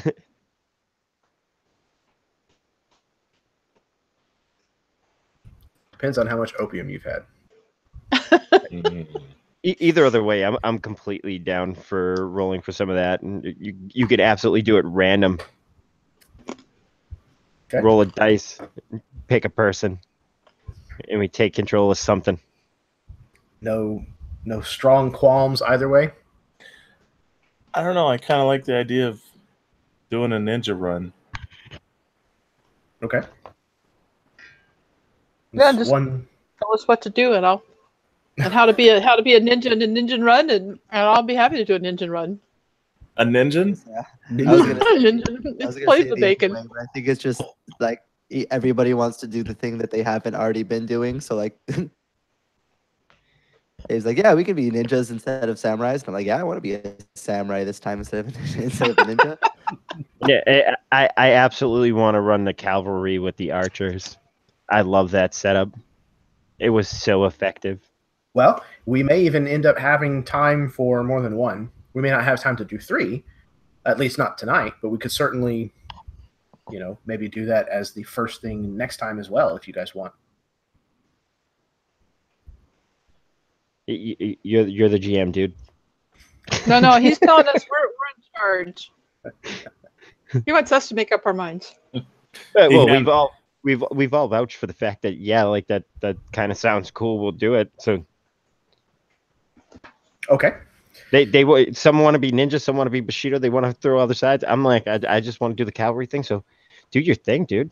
Let's play some war. Being on a cavalry horse thing would be fun. So it sounds like there were 2 votes for ninja. So why don't we do that first then? And then if they're... Are those ninja squads co-op? Like them 2 are ninjas and they're doing their squatty thing, and then she can be the archers or the horsemen, and I'll be the vice versa. I think we're all being ninjas. Was the Right. plan. Yeah, I think we're gonna all do a ninja thing. Yeah, And then later we'll do a horse thing. No, I'm totally down for being ninja. I'm ninja. I have no idea how to be a ninja, but that's cool. Cool. I'll So learn. I am going to pull up the Facebook chat and send you guys a picture of the stat block out of the back of the monster manual. If you have a monster manual, you can use it instead. We are going to be using the spy NPC write-up from the very, very back of the book. But they're totally not spies. They're ninjas. It's completely different. Therefore, it avoids copyright infringement 100%. You're supposed to use their books for running games, so it's okay. Loving the That's loophole, dude. I don't know if you're supposed to take pictures of their books and share it. Oh, I But see. that's totally not what I'm doing. Got it. Because Totally as you can running a picture of something else. plainly see, it says ninja across the top there. Well, if my computer would stop. I gotta have the bacon grease off my fingers still before I play with my monster manual. Okay. Ninjas are in the group chat. If you do not have a monster manual yourself that you can look at. So, once you guys get that situated, hopefully that works for you guys.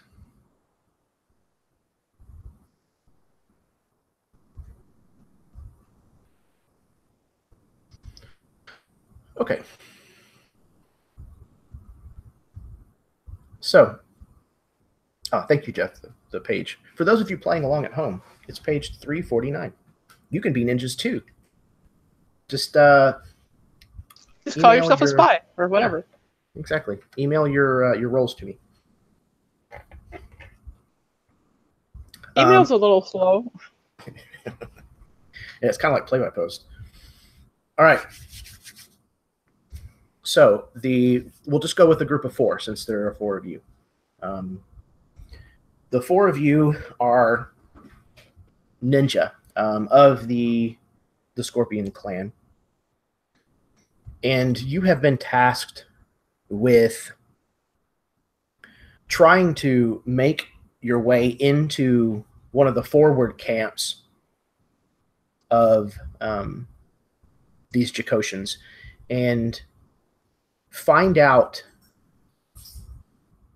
information about who may be leading this invasive force, and if at all possible, take out any targets that are priorities while you're there. But it is imperative that you get out with the information intact. So, why don't the 4 of you just take a moment to kind of describe your individual ninja, if you would? Kind of like where we join you guys, what it is that the 4 of you are currently doing right now.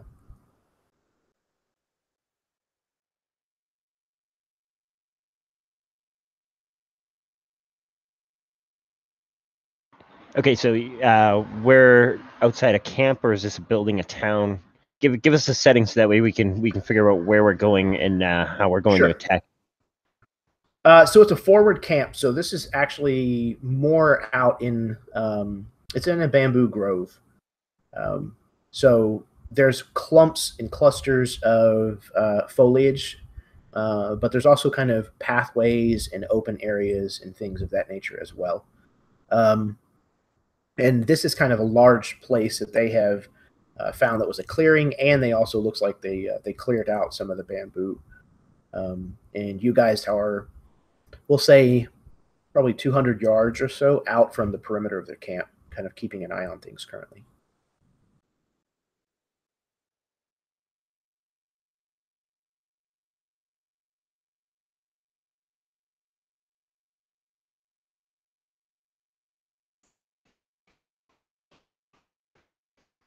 Sorry, I was moving back inside. All right. So it's mainly pretty much a bamboo forest, pretty bamboo-y, which would be something that would be familiar in hiding in and among. Is there any being ninja, you'd obviously look for high ground. You want to look down upon your opponent, figure out what they're doing. Where's the high ground in this situation, if any? I mean, there is some rise and fall to the land, but it's relatively flat overall. So really the only high ground that you'd be able to gain would be to actually get into the tops of the bamboo. Which was the next question I was going to ask you. Well, can we bamboo walk? Can we bamboo walk? Movie, so to an extent, yes. Oh, we can bamboo walk. All right. I don't know about y'all, but of course we can. My lanky ninja is definitely gonna be up in the bamboo. Thin, spindly. Hua. We'll go with Hua. His name is Hua. Is Hua a human? Yes. Okay. Sorry, Carol, go ahead. Oh, I was just start. Shinto, on the other hand, is probably shorter and stockier than average. And he's on the ground, but he's found himself a place to hide with his bow, whatever he's got. He must have a bow. Yeah, I think. Here we go. Yes, he's got a hand crossbow. The block has hand crossbow, but I don't think that really makes sense. No. Yeah, you guys probably have a short version of the Yumi, just a short bow, but you just use the same stats that are on there. They're different. It's not a big deal. Okay. So yes, he has this bow at the ready, and he's sneaking around through the stems of the bamboo, kind of keeping an eye on things to see if his perception at full. His name is Shinto. He's also human? Yes, he's also human. He's rather swarthy and probably Oriental. Yeah, so Daizo is this ninja. He's kind of in between where the other two are so far. He's kind of like swinging like kind of at the midpoints of these bamboos, kind of like climbing up a little bit to kind of scout the next area ahead before dropping back down to the ground below, sneaking where the bamboo is thickest, making sure to keep out of sight. He's pretty average build for a person, but his heritage is betrayed. The slight points in his ears that mark him as a half elf. One of these half elven ninjas who have joined this crew as well. He's doing what he can to kind of keep watch, but also stay low.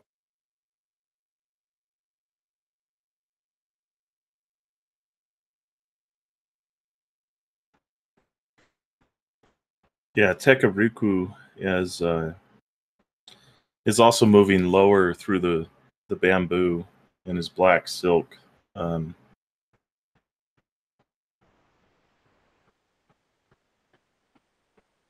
Considering a dwarf,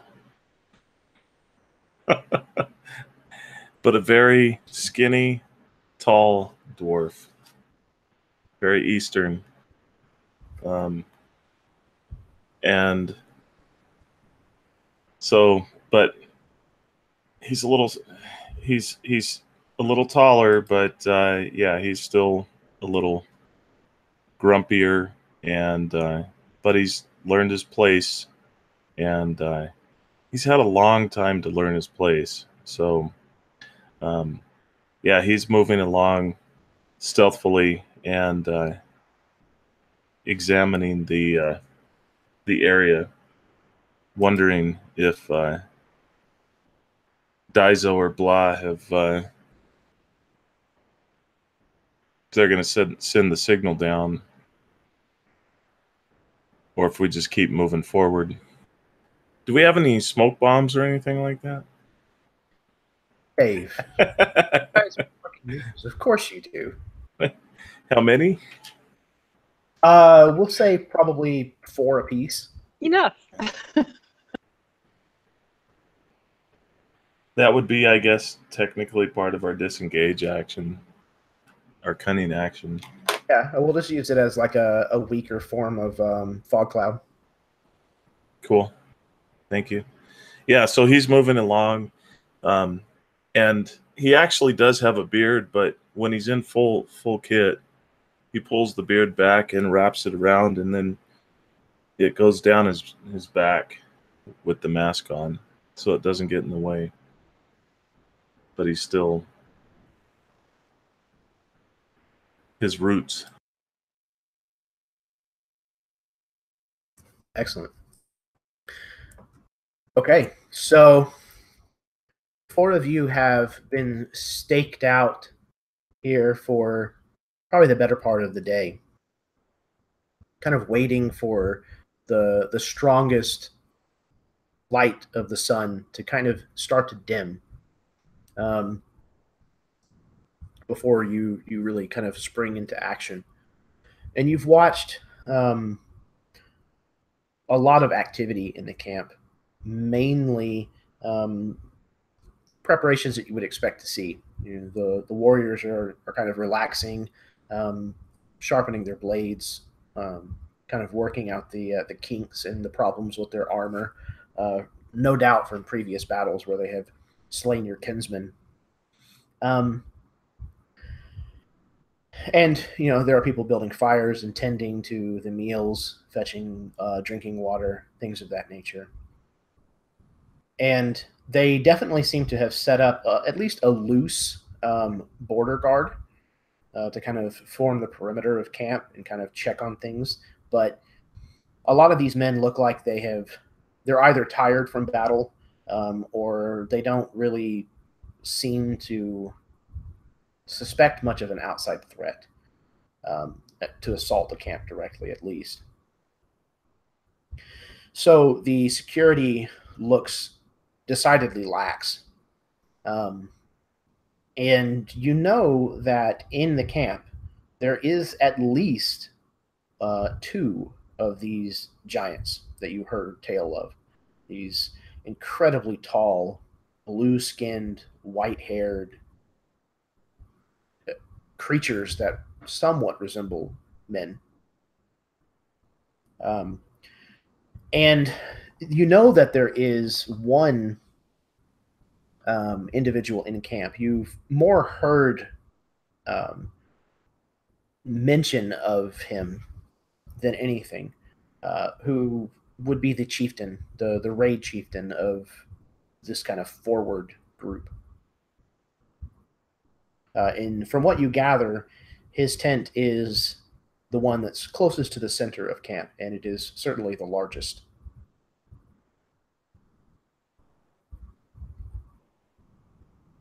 Just to confirm real quick, sorry. What specifically was our task here? Was it just to get information, or are we trying to take any specific person out or cause disruptions? What was kind of the goal? The main goal is to find out kind of where they're planning on going, and damn it, I just had a brain fart. To gather what information you can about any possible weaknesses, who may be in charge of the overall invasion, maybe get messages that may be sent back and forth, get a hold of those, and if you can, to take out people of importance. And second important question before we get too far: do any of us speak Jakoshan? I would doubt that any of you speak it well enough to converse. It would be a pretty rare thing here in the Empire. Yeah, but would at least enough to kind of like, if we hear like a name or like like basic ideas, or not at all. Either way is fine. I'm just trying to get a sense. Yeah, absolutely. I think that the majority of you would probably understand more than you're able to speak. And you definitely understand enough to kind of get basic principles that are coming in. It's kind of like us living next to the border. We understand enough to get in trouble or to get away from a situation. Yeah, exactly. You can ask where the bathroom is, maybe. That kind of stuff. I mean, we're trained spies. We should know a little bit. Maybe we're not trained. Maybe we're just ninja-ing in the best we can. The big problem there is you got to have teachers. Yeah, we're also not necessarily trained against Jakoshans. Like, we're trained in like the art of being Yeah, ninja, that's true. but that's mostly going to be true. against each other. Very true. So Wildly different culture. yes, wildly. But if we hear a city name more than once, we have a clue. We'd probably pick that up. Yes. I think Shinto is going to kind of glance around and give a little hand signal to his ninja group here, and start to creep in a little bit closer to the tents to see if he can hear or see anything of use or importance. So he's definitely stealthing. Okay. If you want Yeah. me to roll for that? Please do. No. Not a way to start. I rolled a 1. See, I don't cheat my dice rolls. Do you happen to have any points of inspiration you would like to spend? I've got stacks of them. Maybe I'll go ahead and spend one. I'm not saying you should, just maybe. I'm thinking it would be more fun, perhaps, if I was able to sneak in and not completely give this away right in the first moment. Oh, yeah, that's much better. Okay, let's see. What's my stealth? That comes to 17. Okay. Shinto begins moving forward, seeing an opportunity, and kind of stalks forward amongst these these groupings of bamboo, and you're able to easily bypass the circuit that is being walked by this patrol without notice at all. And so you kind of get to the first tents that are near the edge, and the first couple are kind of quiet. One you come across, you think you hear some heavy breathing of somebody sleeping. And you finally get to one where you can hear a couple of individuals who are talking to one another. A lot of what they're saying isn't particularly related to the situation. They're more. The conversation seems to be more immediate. My feet hurt, or check out this crazy sword that I got from this person. Again, you're picking up a lot of it piecemeal, but that's the kind of stuff that you're hearing currently.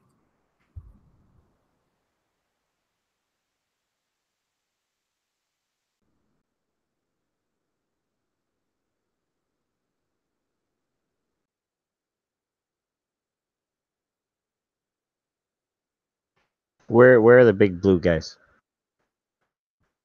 They seem to be mostly staying towards the center of camp. They have what would be for them a small tent. It's really pretty much a lean-to. Anywhere close to any of the bamboo? No, they wouldn't really be. Yeah. Like I said, they're fairly centralized to the camp. Well, why would then at least sticking to the bamboo? He's an odd for the scorpion. He loves climbing, and he would definitely stay within the bamboo tops, probably shadowing the team on the ground to pounce, get that sneak attack if need be, there, or just throw shurikens, whatever happens to be called for at the time, if a retreat needs to be done or if battle ensues. He's kind of like the guard. He'll be the guy that ends up making that bird call if something starts walking towards. So he's keeping his head up perception-wise for that. Okay. Let me go ahead and get a perception roll from you, if you would, please.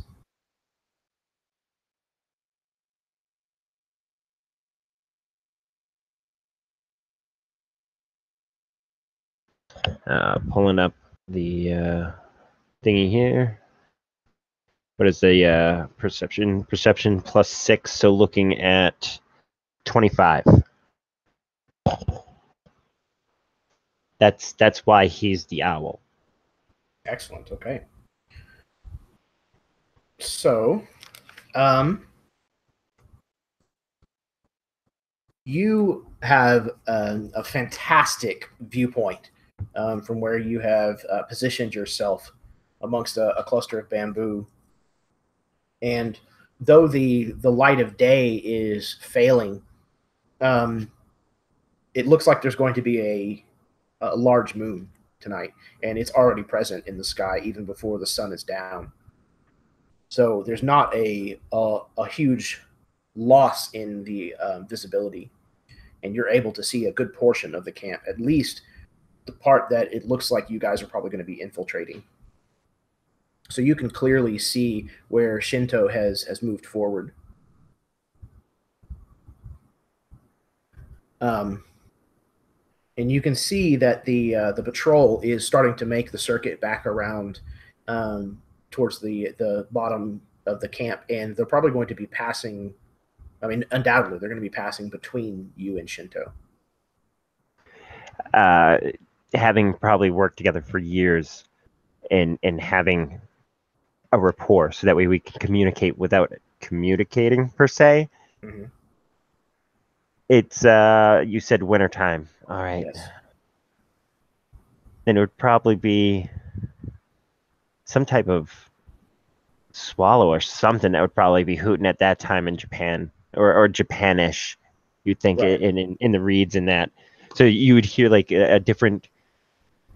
The number of calls within the length of the call determines how far away the patrol is. So the shorter it gets, the shorter the call gets, the closer the guard is getting.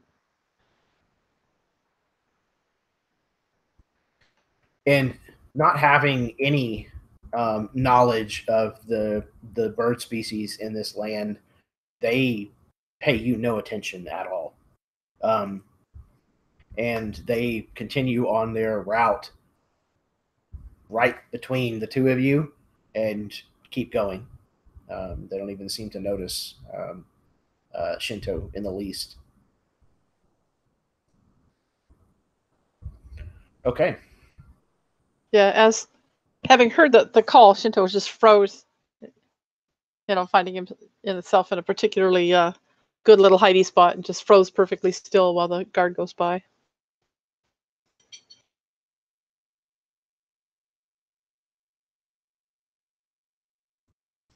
Okay. So you freeze. They walk right past you, like I said, without even looking in your direction. And soon they're past the turn around the corner, if you will, from other tents and things like that, and they're out of sight from you. So, Tekaroku, you're up first.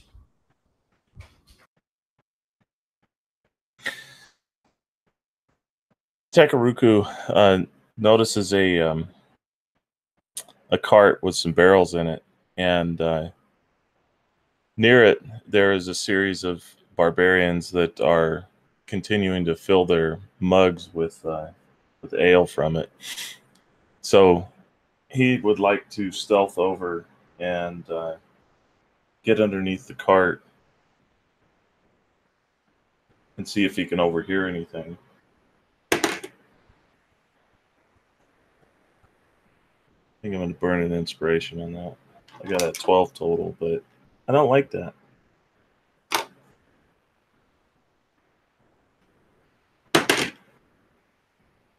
That is much better. That's 21. And likewise, you easily make your way forward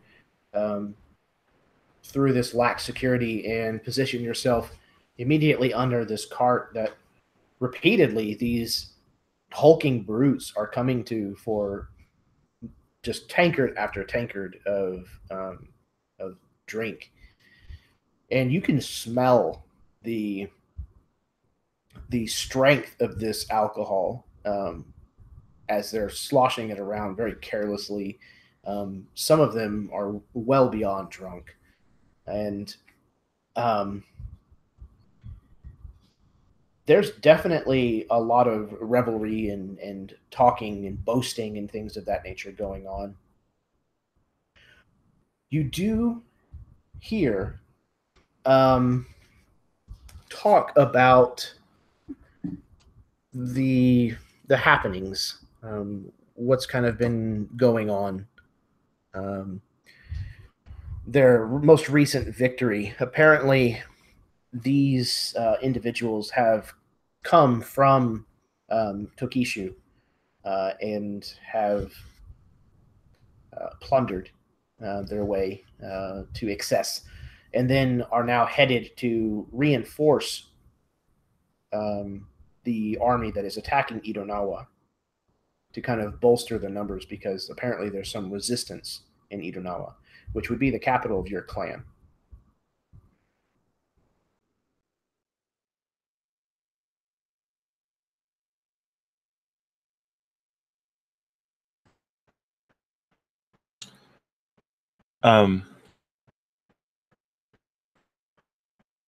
He wants to try the ale because he's laying under the cart and he smells it and he's listening and he's paying attention and he's not going to get drunk, but he wants to try the ale. So I'd like to roll out behind the guy that's filling up and just basically mirror him and then as he's walking away, fill it, roll underneath the cart, and sit there and drink the cart as I'm listening to him. Okay. That's definitely going to be another stealth roll. I had to turn the camera on for this. He's a dwarf. Come on. And I credit it. It's completely and utterly in character. That's the great part. But totally, yes. So I got yes. The AtCon 20 just gave me a 20. So excellent. So yeah, in this true to style wuxia movie kind of slapstick comedy moment, the dwarf kind of comes out from under this carriage and is, like you said, shadowing his movements, turning when he turns, and of course at some point he actually stops and turns halfway around, But as he does so, the dwarf like leans way back and out of the way, and then does so the other direction. So he goes about his business, fills his tankard, and then turns around to leave. You're able to take up this horn cup, fill it with ale, and then disappear back under the cart before anyone is the wiser. The ale. Can I see him Oh, from where yes. I'm at? Yes, absolutely. Okay. Since we're going this route, once he lies back underneath the cart, can I see the cup of ale? Do we have shurikens? Can I throw one at it? Like, and it just like sticks into the cup of ale as he's starting to drink it. Like, dude, stop it. Of course. All right, so I'm rolling for it. Oh, what's the attack? Would that be sneak attack? It would be dexterity based, that's for sure. Well, I know you're there per se, but so he'd probably be 3. Our range He's like a 13. A 13. No, that's way too cool. We can't end on a 13 with that. I'm gonna inspiration that too. This is way too much. There we go. Now we're going with a 21. As this shuriken just goes and like sticks right into his cup as he's drinking it. Like, dude, I saw that. Come on, dude. and he just keeps drinking it as he pulls it out and he puts it in his pouch, and then slowly puts the horn back up on the side of the cart. So you might actually be somewhat surprised, Tekaruku, that this is dwarven ale. This seems to have come from far to the north, in the mountains where this raiding and pillaging must have begun. This is not local by any stretch of the imagination.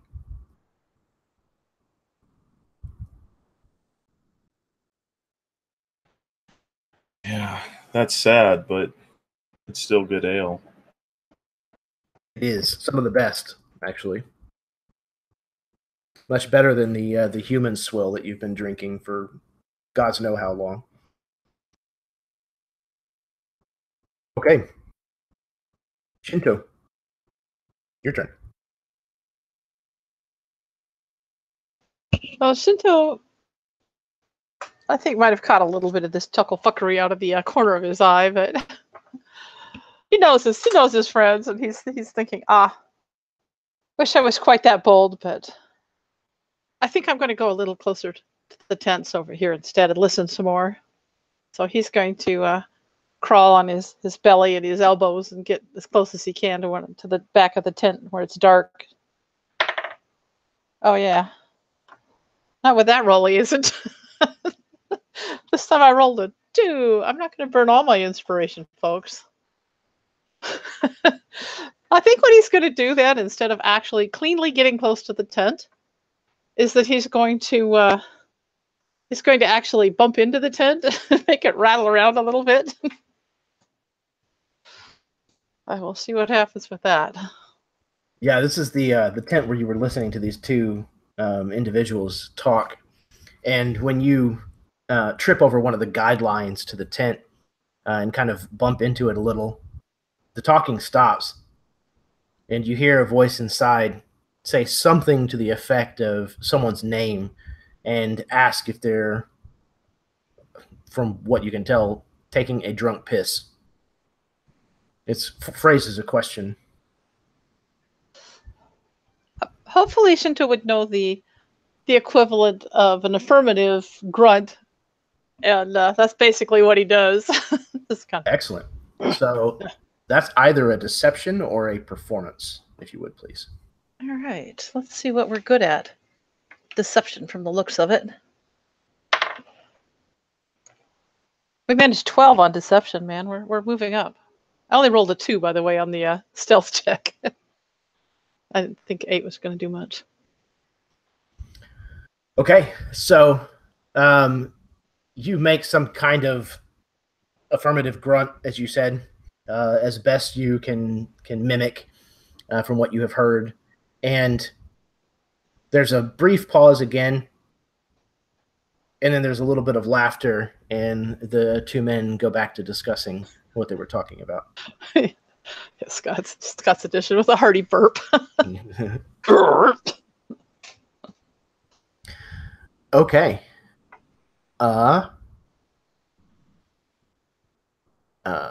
Daijo, you're up. Yeah, Daizo's going to give a grim and grave shake of his head towards his companions, utterly embarrassed by the complete shamefulness that they're bringing about their clan by acting in this way. But the mission is the mission, and he will continue on. He's going to be trying to get a little bit further into camp, basically to try to find some sort of like mail or messaging, like somewhere where they would like keep written communications or kind of information storage like that. To get into camp, he's got 17 stealth to start moving in. Like several of your companions before you, you managed to sneak into the camp with very little trouble whatsoever. Many of these individuals are drinking heavily, some of them to the point of entirely passing out. You probably even step over one or two of them as you progress further into camp. And it takes some time, but it's definitely not difficult to do. So, looking for any kind of missives, you actually find a surprising lack of any writing whatsoever. You find a few scrolls, and looking at them, the scrolls are in Tsitian. They're in the language of the Empire, and they look to be of Imperial, not Imperial make as in like from the palace, but from their Tsitian made is what it looks like. It does not look like these were done by barbaric hands. Yeah, he would shake his head at the strange ways of the savages. How could they possibly communicate with each other, not using the glory that is the written language that they have? So he'd be like confused, like not understanding of how this culture functions even. But would if he could actually see the scrolls and see what they were, like he's assuming they were stolen, but what at least what kind of information they had on them. A couple of them just seem to be like ledgers or something like that, dealing with finances and money. However, one of them seems to be a scroll of magic. It seems to be a spell that has actually been written on this piece of paper. Would I, as a scorpion ninja, have the knowledge of what that would be, or is that beyond? I mean, obviously the stat block doesn't have spell casting on it, but it's possible. Why don't you roll an Arcana check? I will do that.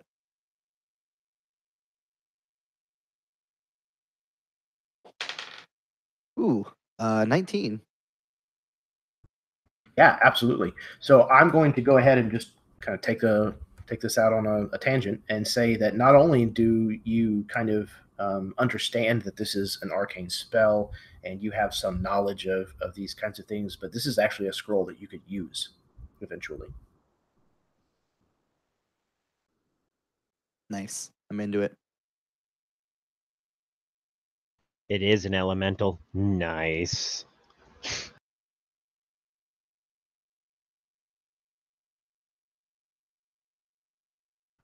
Okay, so that was oh, I just lost real quick, do I get to know what spell it is, or yes, I'm actually looking that up right now.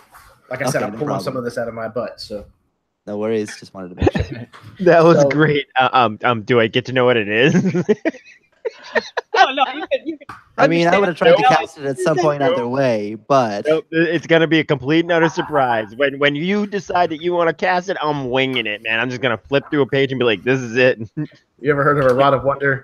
Well, Yep. Yeah, you ever heard of like make water? It lands on your head, a big squish. Jeremy's pulling out of his ass. Can you smell what the Lily's got cooking? Oh, good lord. Oh man. Okay. That's great. So let's see here. What would be really, really interesting?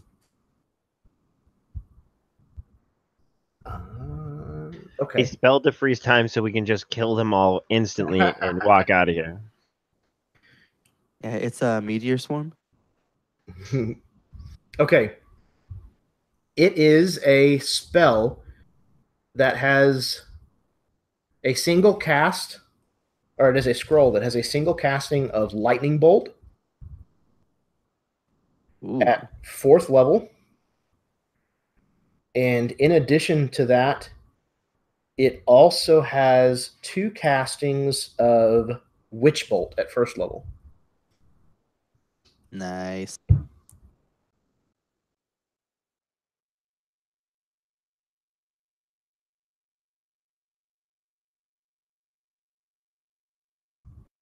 We can make the burning of the camp look like an accident. Have lightning come down and just strike one of them, start taking it out. Yeah. Create some chaos. Might Right? be able to search better.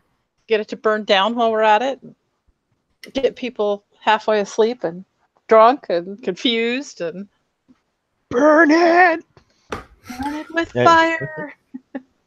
You guys are D&D players. and you can use one of the blue guys as a lightning rod to start it. All right. Wah, it is your turn. Once again, Wa's playing scout. He's playing lookout. He's the operation manager. He keeps eye on what's going on. So if a guard would be getting somewhere near one of my guys, I would probably be the one that would let him know somehow. Or if something happens, if there's a fight, then I'll be dropping into the situation kind of deal. Okay. Yeah, from where Shinto bumped into the tent, the occupants of the tent don't seem to be interested in discussing things any further. However, there is somebody else from a nearby campfire that seems to have gotten to his feet, grabbed his axe, and is slowly making his way that direction.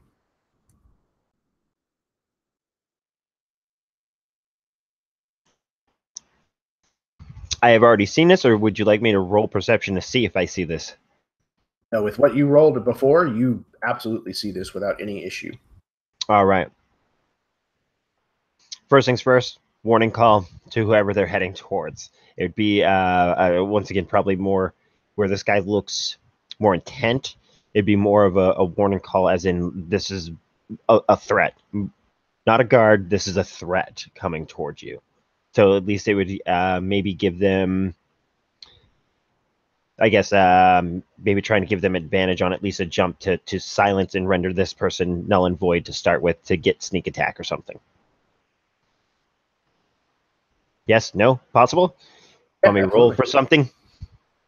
Um, Roll yeah, how to well I portray that? Yeah, to convey that much information, that much specific information. I don't know what it would be necessarily. I guess it's a form of stealth, but maybe instead of your dexterity, you can use either your intelligence or your wisdom instead of your instead of your dexterity. And when I said in chat earlier that tonight our rolls are going to be the ones that kill us, I'm using my last inspiration to make sure that this 3 does not become part of the game. And the second one is far better. And what was it? Intelligence that you wanted me to use? Flat intelligence on this guy? Oh, use stealth, but Stealth, instead okay. of using your dexterity modifier, replace it with either your intelligence or your wisdom. Okay, it'd probably be wisdom. And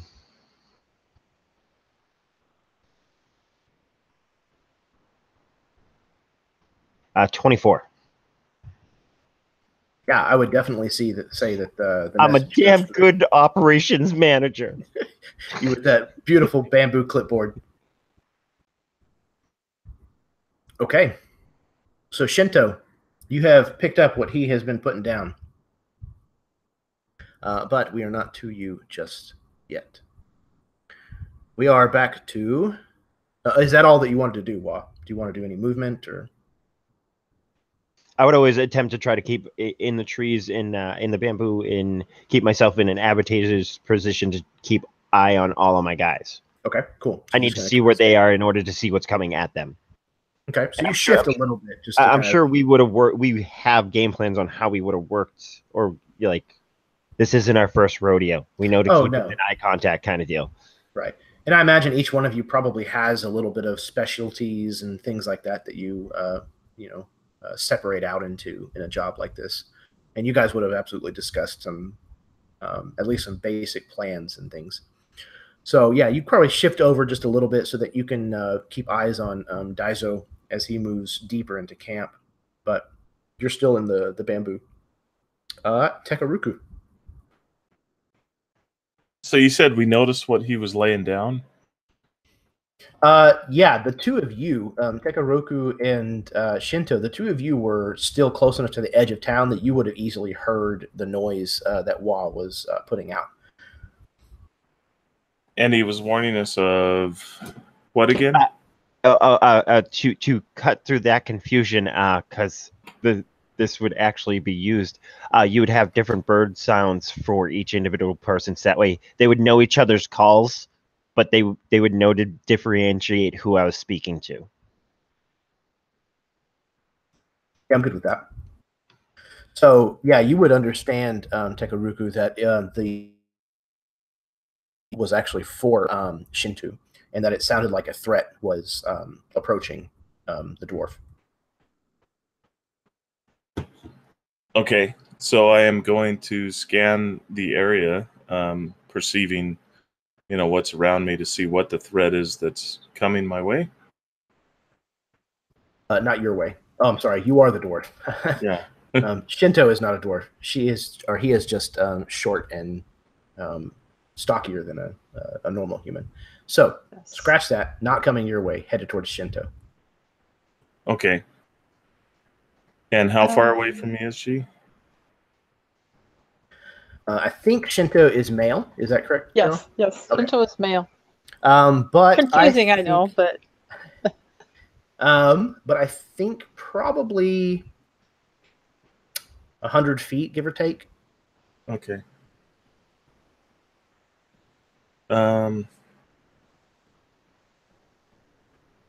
Okay, I'm going to go over to the edge of the axle, take out my short sword, and start disconnecting, popping out part of the axle so that it's going to fall. And I'm almost thinking that I want it to fall on one of those smoke bombs because it creates an explosive effect. And this dwarven ale is very somewhat flammable. So I am going to... Would you allow me to rig this up and then stealth away? Quite possibly. I would say that you guys probably have thieves' tools. Okay. And this kind of sets up sounds like a trap that you're setting up. So they're probably not like traditional thieves' tools. They're more ninjutsu tools, if you will. Right. So let's roll a tool usage. And I don't know if this would be dexterity necessarily. This might be intelligence or wisdom again. Okay.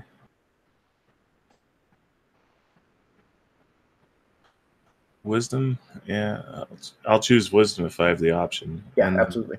So I'm trained in it, so that's if you'll allow the +2 for training. Yes, I would say so. So it's a total of a 15. Excellent. Okay. Yeah, you rigged this up. This is probably not the first time that you've done something, maybe not exactly like this, but something similar.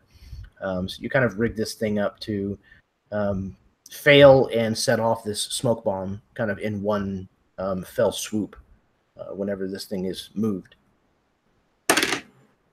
And then I'm going to roll out and move to an advantage point. What would be, I mean, is there another A-frame tent next to me close by, or another building? Yeah, absolutely. The tents are close enough here that it doesn't take a whole lot of legwork to get from one to the other. Okay, so a 19 stealth to roll out and move to the next, and then just wait for the thing. I didn't want it to take too long because it was creaking as I was sitting underneath it, is my thought. So probably like a 6-second delay. So it's going to probably go off at the beginning of the next person's action or something like that. Shortly. It's going to take off in like 2 to 3 seconds. So you know what I mean. It's going to be a short action. So I rolled out and then ran away. So it's going to cause an explosion. May only get one barrel, but that's better than nothing. And that's my action. All right. So you have set this up for a bit of a distraction and to cause some mayhem and chaos here in just a moment. Okay. The individual with the axe is closing towards the tent that Shinto is hiding behind. And we'll see if he spots anything.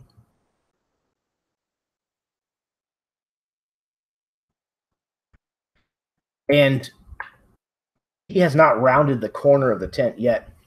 So though he is definitely kind of peering through the moonlit night to kind of see what may have caused the noise and drawn him, he hasn't apparently seen Shinto yet, though he is within probably 4 or 5 feet of him now. Shinto, it's your turn. Well, him being that close, Shinto's going to, I mean, I said he was crawling, so he's got to get up. But he's going to get up and he's going to attack him with his short sword. Because it's on. All right. He knows that there's, he saw his friend over there rigging something crazy, and he knows it's all heck's going to break loose anytime. So. Okay. So you may make the attack with advantage. Oh. Time to grab another dice for my advantage roll. And Pink and I are not getting along tonight. Oh yes, blue's much better. And that's multi-attack too. Yeah, well, we'll get there. First attack. It's multi. Yeah, that's right, because it's melee. I was thinking of doing a bow, but when he said he was that close, man, it's melee. Okay, where is my attack? Plus 4, so that's 18 to hit. And it absolutely will hit. All right, and I get the extra bonus benefit of sneak attack. Right. Yeah. 2d6. Come on. A total of 10 points. Okay. Yeah, you kind of spring out and drive this sword blade kind of under his armor, bypassing the shield that he's carrying entirely. But he's still up. And he kind of staggers back and starts to call out. Yeah, Shinto's going to quit. She has multi-hit, so they'd be like... Yeah, so I'm going to... And then I'm going to try to slice his throat before he yells. Double tap it, man. You double tap. Yeah, I'm going to try... Well, I'm not going to slice his throat with a 9, I don't think, to hit. No. Unfortunately, that will not be enough. But I will use my bonus action to disengage, I guess, since I'm engaged, and disappear if I can back around the tent. Hopefully he won't, kind of going off into the dark with hopes of escaping notice when everybody comes out to see what happened. Okay. So yeah, he kind of reaches up and grabs a hold of this sword wound on his side and kind of starts calling out in a language that you're not entirely sure exactly what he's saying, but there's no question that it's an alarm. These are the big barbarians, right? Oh, yes. So I probably got him more in the rib cage than Yeah, absolutely. I'm not real tall. And the ones inside the tent immediately begin stirring and scrambling inside. And you hear several others in the tents nearby that were sleeping starting to rouse and things as the call kind of goes up through the camp. It takes just a moment or two before Daizo, you hear the sounds of the camp kind of rousing. The shouts kind of going up behind you from the direction that you came, and it is your turn. Yeah, he's gonna like take a second to like glance backwards, a frown on his face. Like he had barely even made it in the camp, and now they're already discovered, or at least some number of them are. But he is going to hope for the time being that it is a useful distraction. Daizo is going to continue making his way further into camp with a dirty 20 on stealth. I'm trying specifically to get towards the central tent, like this leader tent. Trying to get. I don't know how close I could get to it in one round. But as close as I can manage, trying to get an eye, especially if somebody comes out of the tent from the noise, trying to get an eye on potentially someone who's in charge. Okay, yeah. So, especially with that, you managed to get right up beside the tent. I don't know if you would necessarily go towards the front door, but obviously that's up to you. But you have managed to kind of stay ahead of the ripple, if you will, of alarm. You can still kind of hear it happening kind of just behind you as people are kind of, what is the noise, and passing on the alarm and things of that nature.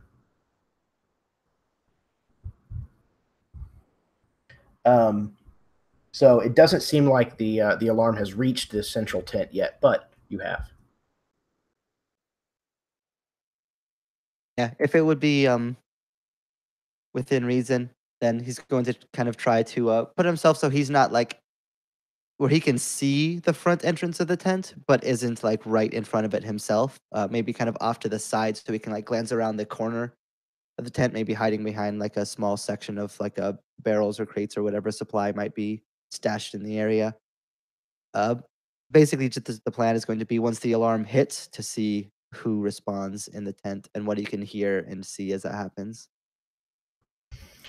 Absolutely. You have kind of set yourself up next to a decently sized object that's going to block your line of, or going to block line of sight to you, but that you can easily kind of see through at the front gates, because you're actually, or at the front of the tent rather, because you're actually looking through the bars of a hastily made cage. It's been put together with bamboo, lashed together with what looks like leather tong.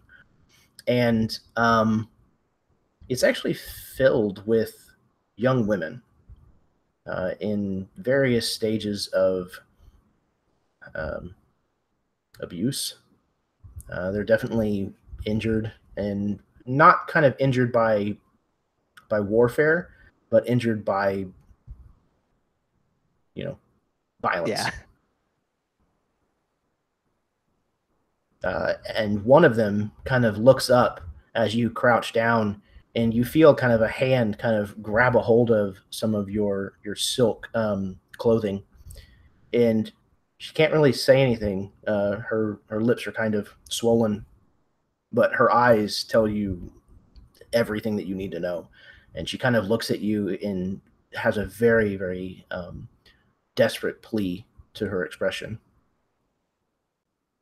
Yeah, he's not going to say anything to her out of not fear of giving away any sort of position. It's too dangerous. But the look in his eyes will kind of be a look of like reassurance of like, I see you. We're here to try to do something.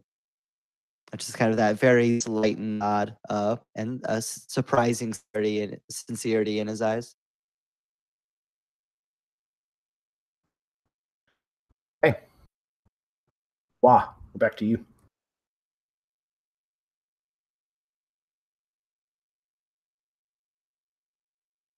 I had pre-rolled in a anticipated attack to shoot my or we'll go with another shuriken to try to sneak attack on this guy.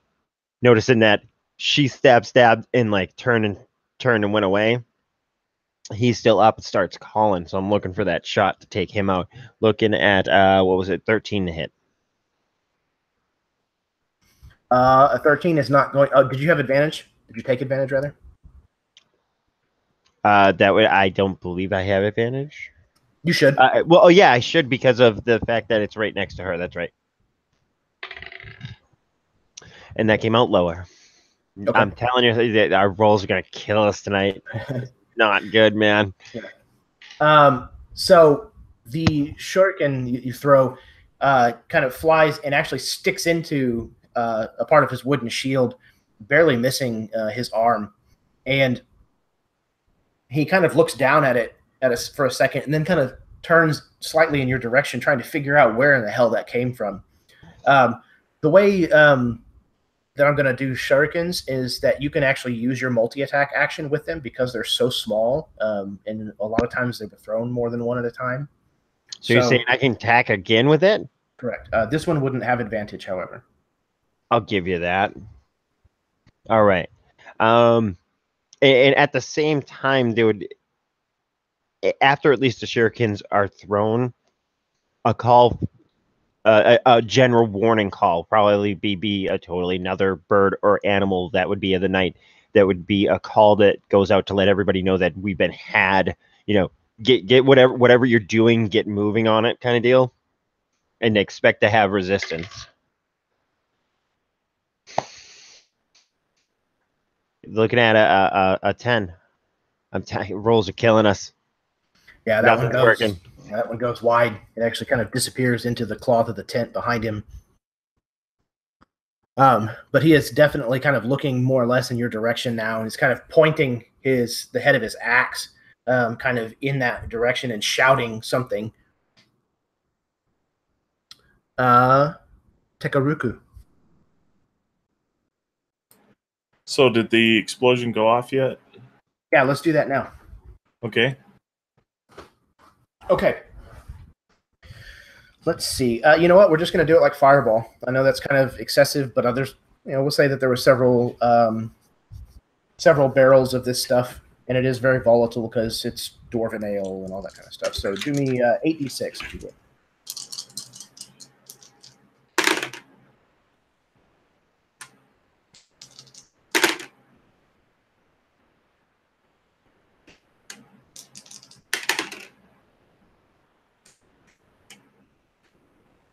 So 30 points total?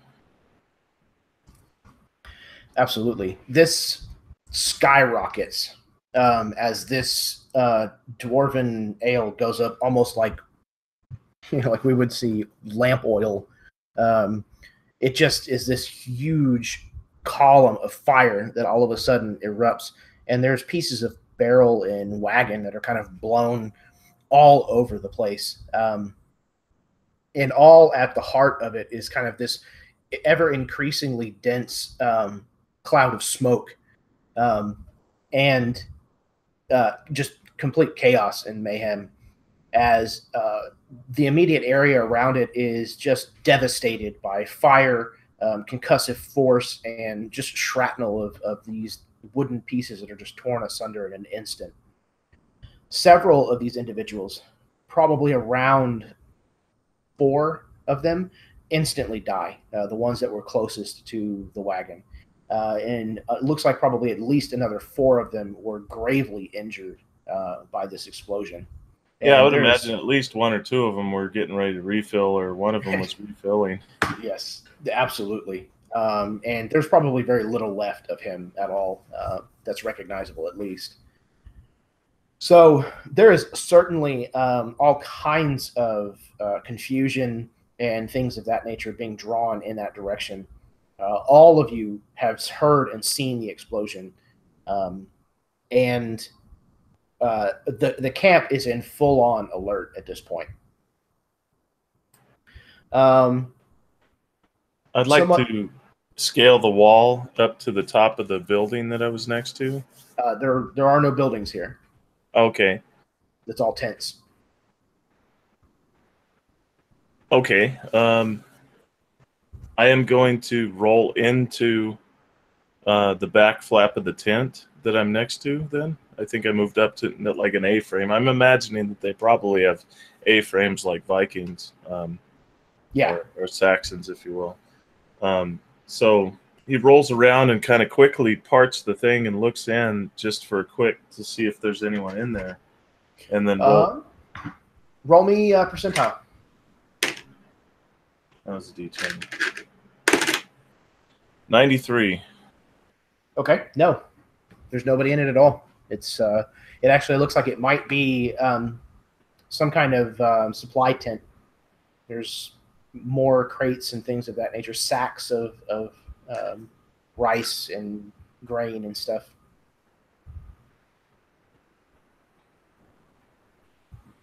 Doesn't look like anything is important in here. Foodstuffs, but no, nothing of like value necessarily, other than foodstuffs. Okay. All right, so I'll move in there and then like hide for the moment. Yeah, you kind of duck in here to lay low. So Daizo, you see that there is an individual who has stepped out of the main tent now. And he's a rather imposing looking figure. Not that most of these individuals. You might want to restart that because Jeff's having connectivity. Yeah, he just left the game. So for the moment, we'll go ahead and skip that, and we'll go to Shinto's turn. Oh, actually, yeah, Shinto. Whoever you were planning on bringing in apparently scared the piss out of him. He's like, nope, I'm noping out of this. I heard about that guy. He's not nice. Let me see. Yeah, I think I can actually. I don't know how the hide action actually works properly. So it's just an action. But for you, because you have cunning action, it is a bonus action. And you simply get to make a stealth roll, and it has to be opposed by their perception roll to see whether or not they see you. gotcha. But it does have to make sense that you have the ability to hide. Like, you can't just, in the middle of a sunny field, just all of a sudden disappear. Unlike a hobbit in Middle Earth. Right. Who does have that ability. Smoke bomb! And still standing there. Well, Shinto, had cut back behind the tent when after he'd sliced the guy with the axe. So he's going to try to hide and stealth and move towards the big tent in the middle when everybody's distracted doing other things. Okay, excellent. So yeah, go ahead and roll your stealth roll. I hate my dice. Let's see. Stealth, where did you go again? I wish I could remember things. It would be so handy. 12. Okay. He's going to do his best to hide himself, and then he's going to head towards the tent, and we'll see what happens. So this individual has definitely kind of turned the direction that Shinto has gone, and takes 2 or 3 steps that direction, but now is being assailed by shurikens from the dark, and has turned his full attention in that direction and is pointing his axe and yelling. So apparently he's not interested in following you, and you managed to get away. All right. I don't know how close I can get to the big tent. Looking around through the tents.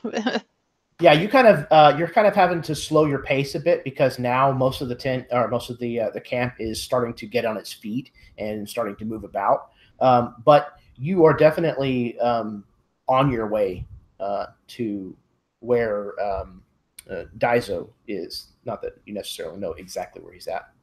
Right. Well, I was just headed for the big tent, because now that everything's all broken loose, then the next thing to do is try to find the important stuff that we can take care of. Absolutely. And speaking of the central tent, we'll go back to what we were describing with Daizo. Daizo, you have seen somebody come out of the main tent. And most of these people are imposing figures as far as their stature goes, at the very least. But this guy is imposing even by comparison. He has that air of authority about him, that confidence, that unrivaled, the kind of confidence that only an unrivaled position would bring to a warrior. And he steps out of this tent, naked from the waist up. And you can see that he's got tattooing and stuff, strange markings kind of all over him. Not the artistic, colorful, picturesque tattoos that you're used to here in the Empire. These are bold, dark, almost runic looking markings on this guy's body. And he kind of steps out of this tent and kind of looks around as if demanding an answer from the air as to what the hell is going on. When he sees nothing of immediate threat around him, he looks in the direction of this column of fire and smoke and ducks back inside the tent. You presume to probably arm and maybe even armor himself. Several guards have been kind of milling about the area, and one of them takes up a post immediately outside of this main tent, and the others move off in the direction of the burning cart. We took care of Shinto's turn. For now, all of the raiders are occupied. Okay, so yeah, Daiso, you're up. All right. So does this is this tent like?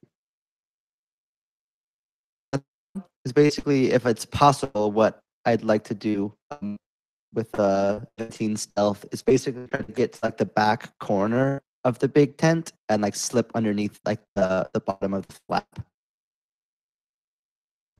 So the stealth was a 15? 17. 17. Okay. Yeah. You take full advantage of the situation, move around the opposite side of the tent from where this guard has posted himself, and you kind of might have to like make a small cut kind of in the leather of this tent, but it's not overly difficult to do with your short blade. And you make, nothing more than the absolute necessary length of cut so that you can slide into the interior of the tent. Inside the tent, there are even more furs draped about just about everywhere, all over the floor, all over what you presume is the bed.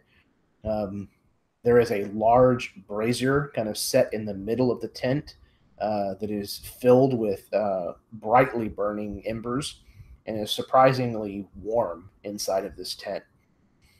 And there's all kinds of weapons and armor and shields and stuff that are set out about this room. And this broad-shouldered individual is currently looking like he's sliding on a chain shirt, kind of over his naked flesh, and definitely seems to be hurriedly getting himself ready for battle. That was not necessarily hopeful given how little he's found so far, but he's in the scan to see if there's anything in here that contain, even if it's like a map with arrows on it or something like that, just some sort of indication of potential plans of communications, anything like that. Yeah, there is definitely what looks to be a map. It's drawn entirely different the way that you're used to seeing, but there's no question that it is of the area of the empire that they have at least kind of been in.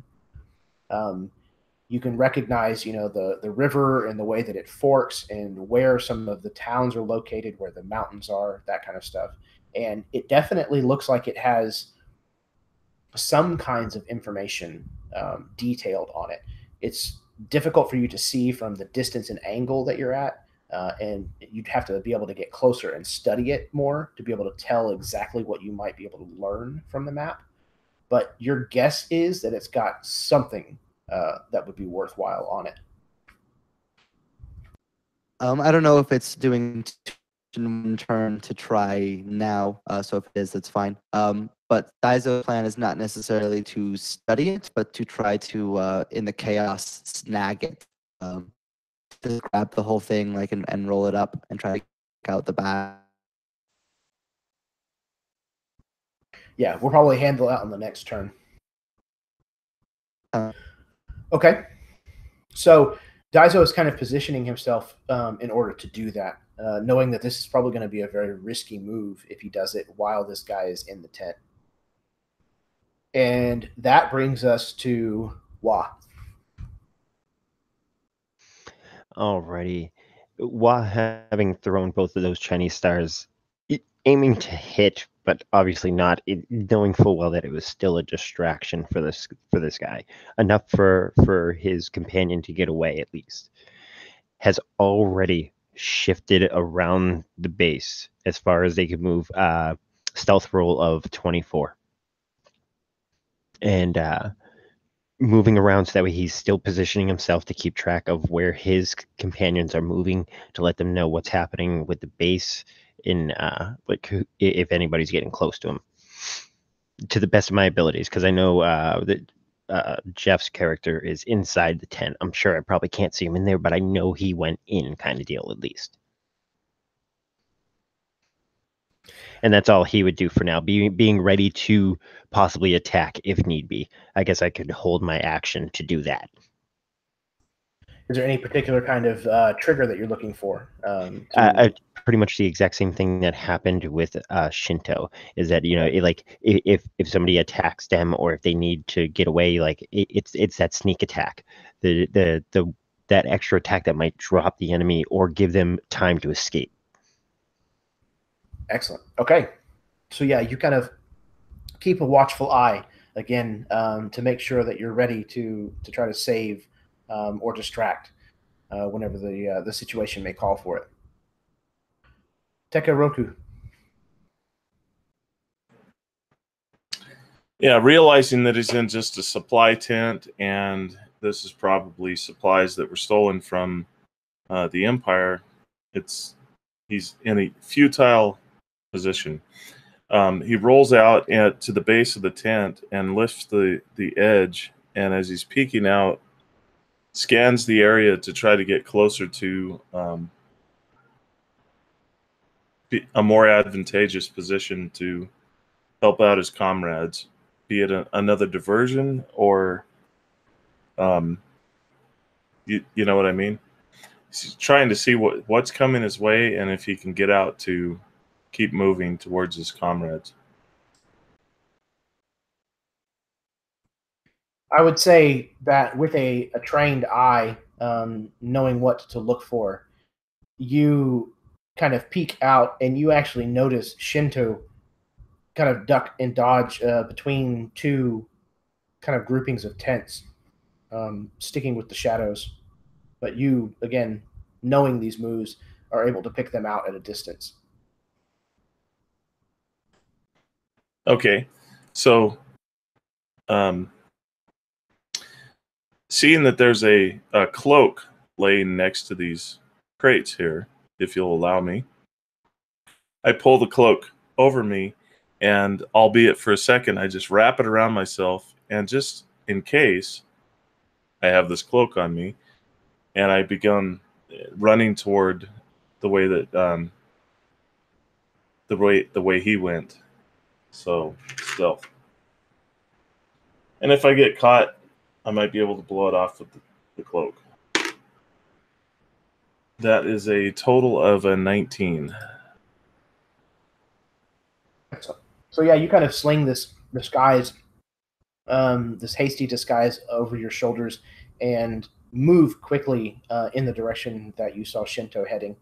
And you're even passed by one or two of these Jikoshins, and it seems to more or less work. They don't give you really a second look. as they charge towards your earlier distraction.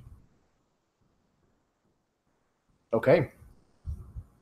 Meanwhile, this broad-shouldered individual in the tent has managed to kind of shimmy into this chain shirt and is strapping the shield onto his arm. Actually, let me double check that. No, he is not. He is picking up a very large axe and putting a helm kind of onto his head and is turning back towards the front. What was your... actually, just if you would, Jeff, give me another stealth roll. Or was that the one that you got the dirty 20 on last? Yes, it was. Okay. We'll just have you keep that then. Okay. Okay. He is kind of finished getting ready. He steps towards the front door of the tent and then kind of does like a half turn of his head kind of in your direction and then turns back towards the front of the tent and exits.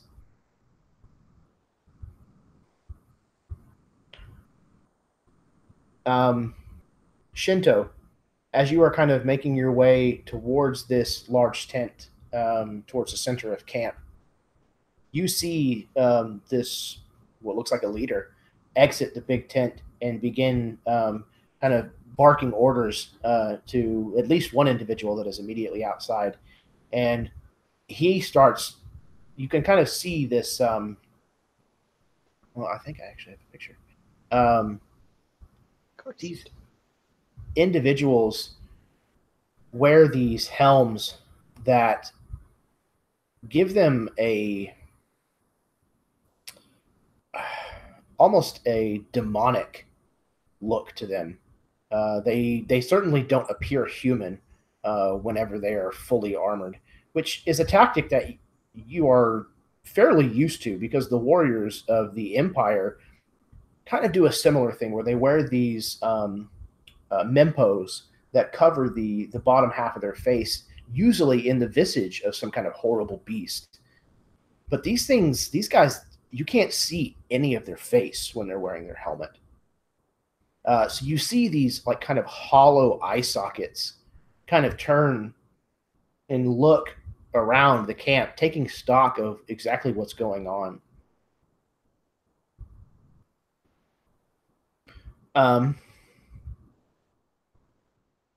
So he has exited the tent, and it is Shinto's turn. Well, Shinto is unfortunately a lot more hasty than some of his comrades. Tends to be a little hot-headed. So he's looking at this. You know, he knows he's this guy hasn't seen him, and he's thinking, "Oh, there's a target." But he's thinking, you know, he's just taking a moment to think about it and decides he probably wants to learn a little bit more, if he can, about what's going on. And he's going to see if he can get behind the tent so that the tent's between him and this big leader guy. That's what he's going to do. Okay. So you kind of give this guy a wide berth and move around back towards the back side of this tent. Yeah. Shinto wants to know where his friends are, and if they're going to attack, they need to be a little more coordinated and not all spread out. And absolutely. So you're kind of a little bit of a distance out still, but you can clearly see the back side of this this main tent. And as you approach, you can see that there has been a cut made in the exterior of this tent. And several of these raiders have now made it to the scene of the initial chaos. And they're definitely poking around, trying to figure out what exactly happened, trying to get the fire somewhat under control. Meanwhile... but I wouldn't have time on my turn to peek in there? No, not yet. Okay. Because there's so much activity in camp, you have managed to kind of get to basically within a short distance of Okay. it, but you haven't been able to get to the tent itself yet. Gotcha. Sounds good. Okay. So like I said, the activity in the camp has definitely picked up. There are these raiders moving about everywhere now, and around the perimeter, there's a lot of eyes that are starting to look off into the surrounding bamboo forest, trying to find out exactly where this attack is coming from, expecting an enemy that they can face. Several individuals have come to the initial alarm raiser's aid, the one that has been pointing his axe in the direction of Wa. These individuals approach carrying these small,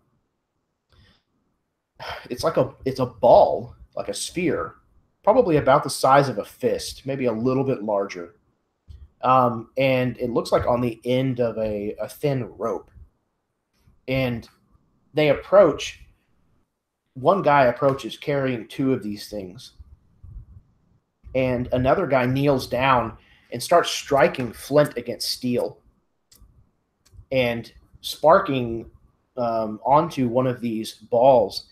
And as he does so, this sphere erupts into fire very, very quickly. And he kind of puts the two together, lighting the second one off of this first one. And he begins spinning them, gaining momentum. And then as he gets them going pretty quickly, he underhand lets them go, and they kind of sail through the air with these large arcs, and they hit the ground nearby, but not directly where Wa is located. And they land directly into these snow-covered leaves of the bamboo forest. And within moments, they're already starting to cause quite a bit of smoke. And you start to see the first signs of a fire. Daizo.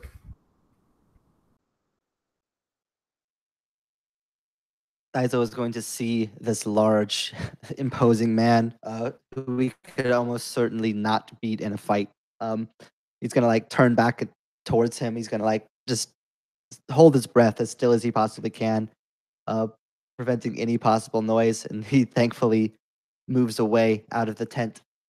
Daizo is going to quickly move up to the table and snatch the map out with his free interaction to just grab that. He's just scrunching it up in his hand, not even taking the time necessarily to like roll it or keep it neat. There's no time for that.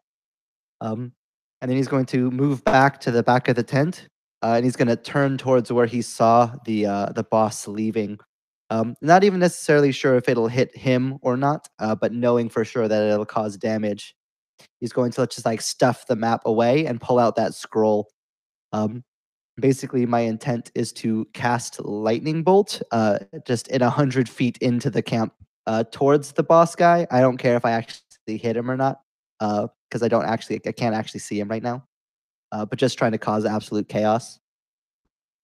Excellent. Okay. So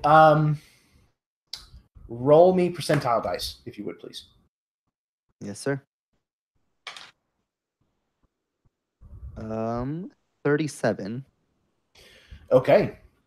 So, as luck would have it, the chieftain hasn't stepped far from his initial exit of the tent and observation of what was going on.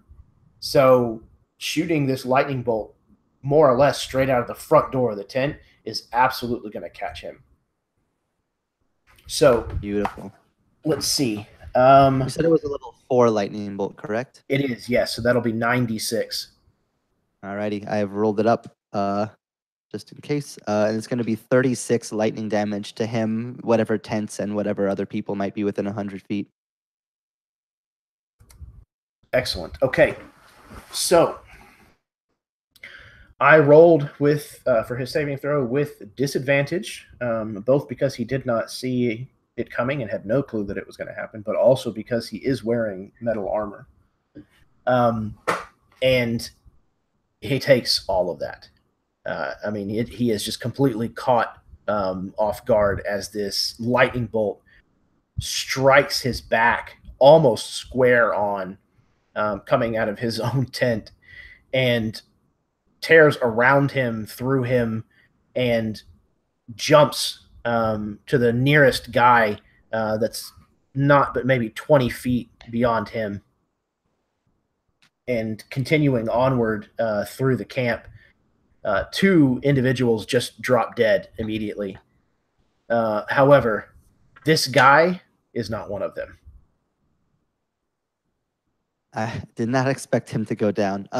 But Daizo is then going to use his movement to run back out the back of the tent, and with a bonus action to hide, use my inspiration to get a 23 stealth, making my way back towards the back. So basically the opposite way that we came in. He's trying to go out the back of this camp, basically. Okay, excellent. So yeah, you move back to the slit that you cut in the tent, duck outside. Just as you do so, Shinto, you see Daizo kind of exiting this tent. Some kind of crumpled-looking leather, vellum, something sticking out of his clothing, and he kind of does a quick, to the left, to the right, and then takes off, moving the opposite direction of where you guys had come into the camp. Of course, you also heard and saw the lightning bolt tear out from the tent. Right. Yeah. What I And he's gonna jump into behind another couple objects to hide for the time being, hoping not to get caught after that stunt. So would I wouldn't have actually seen the lightning bolt. I mean, I wasn't quite to the tent. Would I see the big guy or not? Saw him exit the tent, and then you immediately kind of went around to the back. So you don't see him hit by the lightning bolt, but I mean, you see the light from the lightning bolt at the very least. If not, the tendrils that are kind of arcing out away from the main bolt. And you absolutely positively heard it. Although, I don't know that I've ever actually read that the lightning bolt causes any noise. It does in my mind, but... Yeah, I can say it doesn't mind. Yeah, but I mean, it doesn't have anything thunder that's associated. Crackle with it. anyway. It doesn't say anything in the actual description. I have it up. Now, it does light things on fire, so I'm assuming some of these tents are probably going to go up too, but there's not... Yeah. I mean, I'd imagine it would make sound. I don't see how it wouldn't. It does in my mind, at least. Mechanically doesn't, but it has to. There's no way. It's right? got to at least crackle. Yeah, I would say so. And snap and do electrical noises at minimum. Yeah, it sounds almost like a Tesla coil. Okay, cool. Oh, man. So, yeah, you absolutely at least saw enough to understand that lightning just shot out of the front of this tent. But it is Wa's turn. Oh, okay.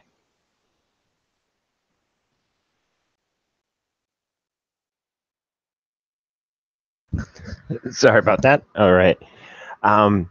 So having, I guess, I don't have the stats in front of me just yet. How far is the moving distance with the spy/ninja copyright infringement not happening? Regular 30 feet. Yeah.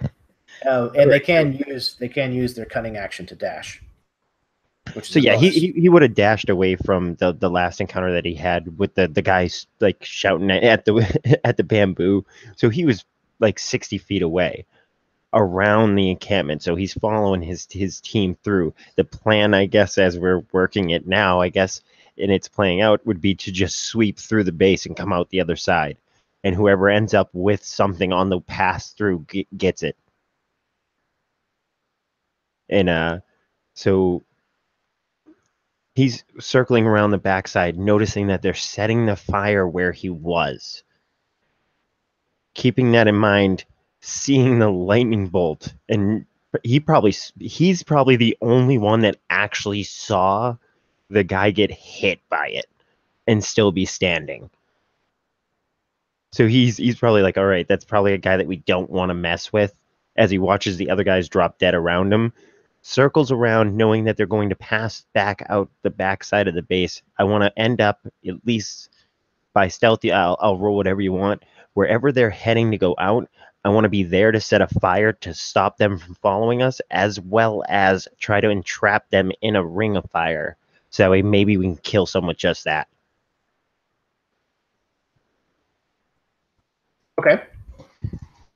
So you, because they're set up kind of like a rogue and you have that cunning action, you can move ridiculously fast. You can move your normal movement, you can use your action to dash, and you can use your bonus action to dash because of cunning action. So you can actually move 90 feet around if you just all out haul ass. So though you are moving a considerable distance to circumvent this entire camp, you can do so at a pretty good speed. So it'll take a round or two for you to get all the way around to the other side where they're exiting. But because they are kind of having to pick their way through tents and people without trying to draw attention, it's going to take them probably more or less around the same time that it's going to take you to circumvent the whole camp. At the same time, like I would be keeping pace with them as best that I could as I saw them as I went around. You know, I'm not going to be able to see all of them all the time, but I'm going to at least keep tabs on where they've been and be able to see where they're going. I'm being outside and knowing what I'm looking for. I'm probably the only one that sees them going from hiding spot to hiding spot. So I'm tracing them through the camp.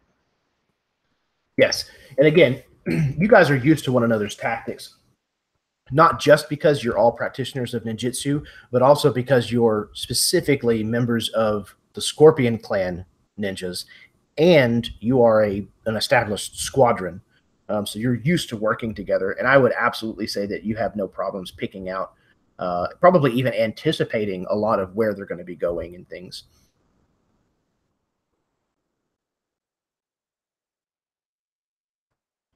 Okay. So Wah is booking it, putting as much distance away between him and this fire that is beginning to start outside of the camp as possible. And Tekaroku. So I was making my way to Shinto, right? Shinto? Yes. So you saw... I would say you were probably closing in where Shinto's position was whenever you saw this lightning bolt come out of the front of the tent, the main tent. And kind of as it was doing so, you also saw you saw Shinto, and then you saw shortly after Daizo come out of the tent and turn to run. So now this, for all intents and purposes, boss mob is standing out in front. His minions have fallen near him. Yeah, there are two guys that, I mean, they're just like a charred corpse, more or less, kind of almost where they stood. And he definitely is burned and singed, but he's still kicking. But his chest, you said he wasn't fully armored, right? Can we see his chest and how bad he looks? Well, he has put a bunch of armor on in the tent. Yeah, he has a chain shirt and a helmet on, essentially. Well, that didn't go too well with the lightning, right? No, I mean, he is definitely... I mean, there's smoke coming off of this guy. Okay.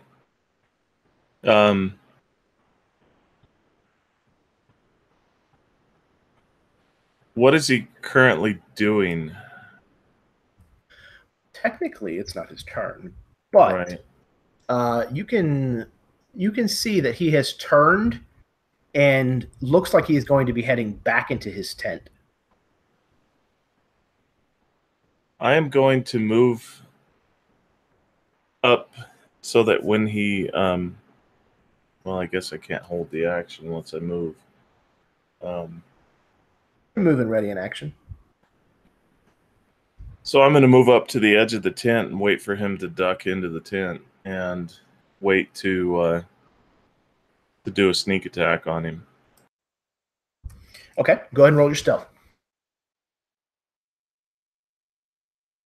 And I would say you can have advantage in this situation because of the significant amount of distractions going on.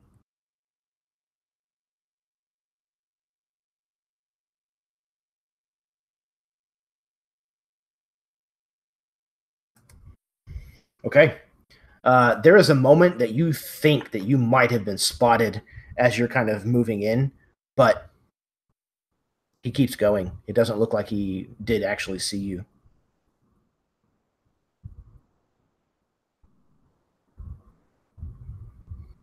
So you managed to move up close to the edge of the tent. As he has now turned and is striding back that direction, he reaches up with one hand and tears the flap of the tent off and steps into the tent, triggering your action if you'd like. Okay.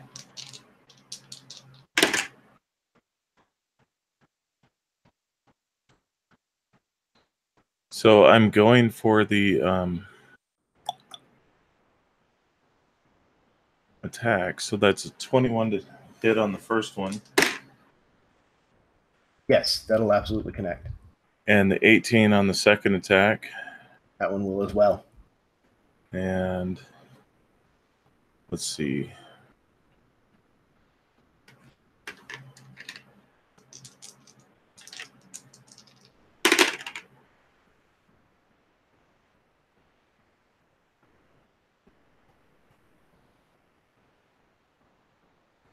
$15 points for the first attack. And then I rolled an 8 for the second one. Total of 8 for the second one. Okay. Yeah, you jump out from beside the shadows of the tent and lash out at this guy, managing to bypass the chain shirt, probably attacking his legs, and cut pretty deeply on him, enough to stagger his weight just a bit. And he kind of stumbles forward into the tent a little more before he wheels around to look at you. Can I use my cunning action to disengage? Yes, absolutely. So, Actually, I don't know that you can because that was a readied action. okay. So all you get is just your action. I don't think Okay. you can take a bonus as well. That's cool. So that did actually happen on his turn, and thus far all he's done is move. That means that he also gets to take his action now, which he will bring his great axe around to bear and is going to raise it above his head and bring it down towards you, Tekaruku. What is your armor class? 12. And he hits.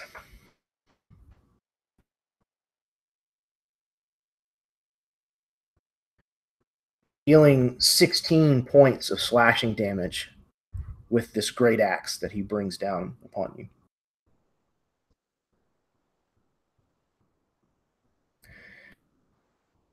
And if you are still standing, he is going to use his own multi-attack.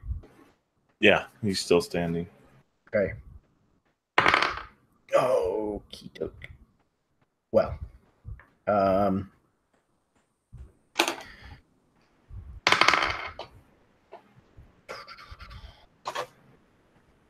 that is... Bye, Dave. Sorry, man. It was an honorable death. Okay. Okay. The first swing kind of comes across your lower abdomen, Tekaruku, somewhat staggering you for a moment.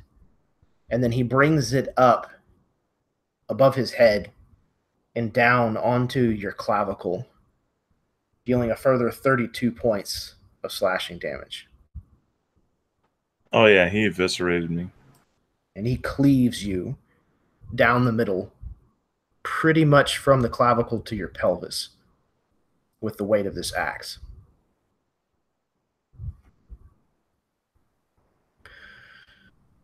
So Tekaruku has given his life for the mission and for the Empire.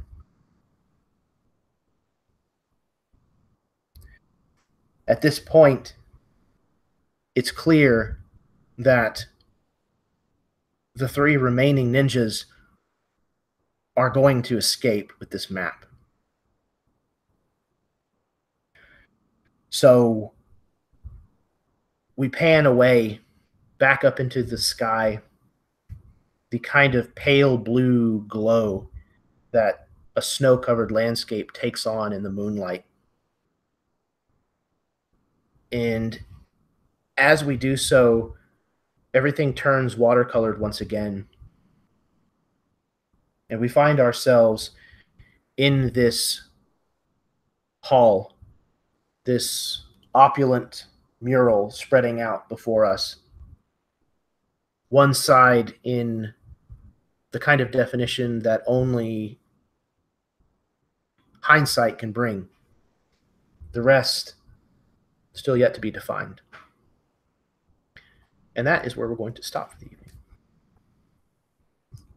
So thank you guys very, very much once again for being fantastic players and for rolling with this and just going along with this crazy train. Thank you very much for anybody who tuned in this evening to give us a watch, and for anybody who will be tuning in the future to watch more. I hope that you do. Feel free to please drop a subscription and a like. There's plenty more to see for both this campaign as well as other games and stuff that are on the channel. So stick around. And before I put a pretty little bow on this, I'm going to toss this to my 4 players for this evening and let them do their outros. And then we're all going to go away and go to bed. So last but not least, last time was Scott. So Scott, why don't you do your outro first? I'm Scott, and that was superb, dude. That was a great just kind of roll with it. And I have to, I love the planning through in how what I loved is how it almost accidentally took the form of a plan that we might have put together as we rolled through it. Like it started like we just went in, and then it was like, okay, now we're rolling through it. Okay, no, now we're rolling through it and past it. So we're rolling through. Anyone who gets the information on the way out gets out, and anybody else can do what they want. But get the information, get out. That was beautiful. I loved it. You guys did a great job inside of there, by the way. I was just on the outside. That was beautiful with you guys. Good job. And yeah, can't wait for the next one. Let's kill some more stuff. Absolutely, man. It is such a joy to see what you guys bring, not only to your individual characters, but just to the setting in general. You guys do such a great job, and you really seem to understand what I'm going for with this setting, and it's just so fantastic to have at my disposal. Next up, Jeff. Yes, I am Jeff. Check my own games out and some of my other videos that I do at Encounter Balance on YouTube. Also, please check out the Dudes of Yore, the podcast that I do with our fantastic GM Jeremy here, as well as Chad Nick. New episode should theoretically be coming out hopefully within a few days. I'm going to try to get it set up over the weekend to make that happen for you guys. Super fun session. Definitely interesting to kind of do the cutaway to this kind of separate event. Almost kind of like a one-shot within the already campaign session, which was very interesting. Like, I really enjoy when there's kind of these outside things that influence how the game's going to continue on. Like seeing how these characters will bring that map and then information to the rest of the campaign, and we can use that as the characters is super cool. So it'll be really fun to see that. But yeah, great time. Excellent, man. Yes, and that's exactly what I was kind of going for, is some of these little, if we do go through a couple more of these, I know there was some interest in doing that, at least initially, so we'll talk about that in between. But yeah, with the kind of things that you manage to accomplish or fail during these little missions will end up kind of giving influence to the rest of the campaign, hopefully. So thank you very much. Yeah, and if I hadn't said it already, everybody who has mentioned a YouTube channel, you should be able to find the link to that channel in the description of this video down below, and absolutely, positively go check out their stuff, please. Next up is Dave. Definitely. And I'm Dave with Mornblade Gaming. Tonight I played Tadashi. Also played Tekaruku, the offering tonight. I'm fine with it, considering he left some nasty scars in conjunction with the lightning scars that this motherfucker is going to have for the rest of his life. So, you know, they may have found his body, but they didn't find anything worth taking on him except for some smoke bombs. So, Dude, you guys totally like ruined probably like a good sized general by the looks of it. Like this guy was beefy. You guys tooled him pretty hard for just a pass through. yeah, and I braked my short sword across his calves, so he's probably got some walking issues. So like this is what like 4 people can do. Wait until you see our army. yeah. A lot of fun. Thanks, guys. Looking forward to the next session. Can't wait for AtCon, but that's a whole nother thing. Absolutely. Always a pleasure, Dave. Thank you. And last but not least, this time, Carol. Yep, this is Carol. I have the very fledgling little YouTube channel called Dunsters and Dragons, which tends to feature me and occasionally my children or grandchildren. Pretty much in all the videos at this point. Both of them. No. Both different games. But 2 games, 3 or 4 videos. I like to run 3 shots or 2 shots, depending on how it goes. And yeah, I really totally enjoyed this. Thank you so much, Jeremy, for once again for running this and for your really interesting world to play around in. It's really nice having this fully developed feel to it. You know, like we ask questions, you have answers. There's, you know, there's maps. There's, I don't know. It's just cool. I like it. I really, really enjoyed having a chance to sit and do something tactical. That's a real nice change of pace. I can't talk, but that's another story. For us to be able to sit down and say, okay, here's the map, here's the armies, what are we going to do? What do we have to think of? You know, what questions are we going to ask and how are we going to answer them? I enjoyed that a lot. I'm not the best tactician, but it was really interesting. And then to do our little half shot there, that was a kick. It was just fun. Do something different, be somebody different in this world, you know, for a little bit and get away with the information. Good. I was really worried that you guys might be a little apprehensive because you weren't getting to play your actual PCs. But I decided to kind of just bite the bullet and go for it. Oh, yeah. No, I like it. I look forward to doing some more of them too. Good. I'm glad that it worked out, as well as the map room stuff. I actually just recently started playing Dragon Age Inquisition, and it was kind of a feature of the game that I really, really liked. And I figured, hey, you know, why not something similar here? You guys are planning a war. You're with the Emperor. Right. So I was, however, heartbroken as a player that we didn't get to rescue those women. Yes. That bothers me. That's good. It's good that it bothers you, because then that's motivation for later on. You know just how bastardly some of these guys are. Well, I hope to come across one of these gals and save her at some point anyway. Perhaps. as a player. But okay. Yeah. So, yeah, I think I've just about covered everything. Everybody's done their outros. Once again, thank you very, very much to these players. Alan, we missed you. I hope that you watch this and catch up, and then have some input for us before the next session. And yeah, I think that's about it. So, without further ado, thank you, everyone. And until next time, may your dice roll high and your snacks always be within reach.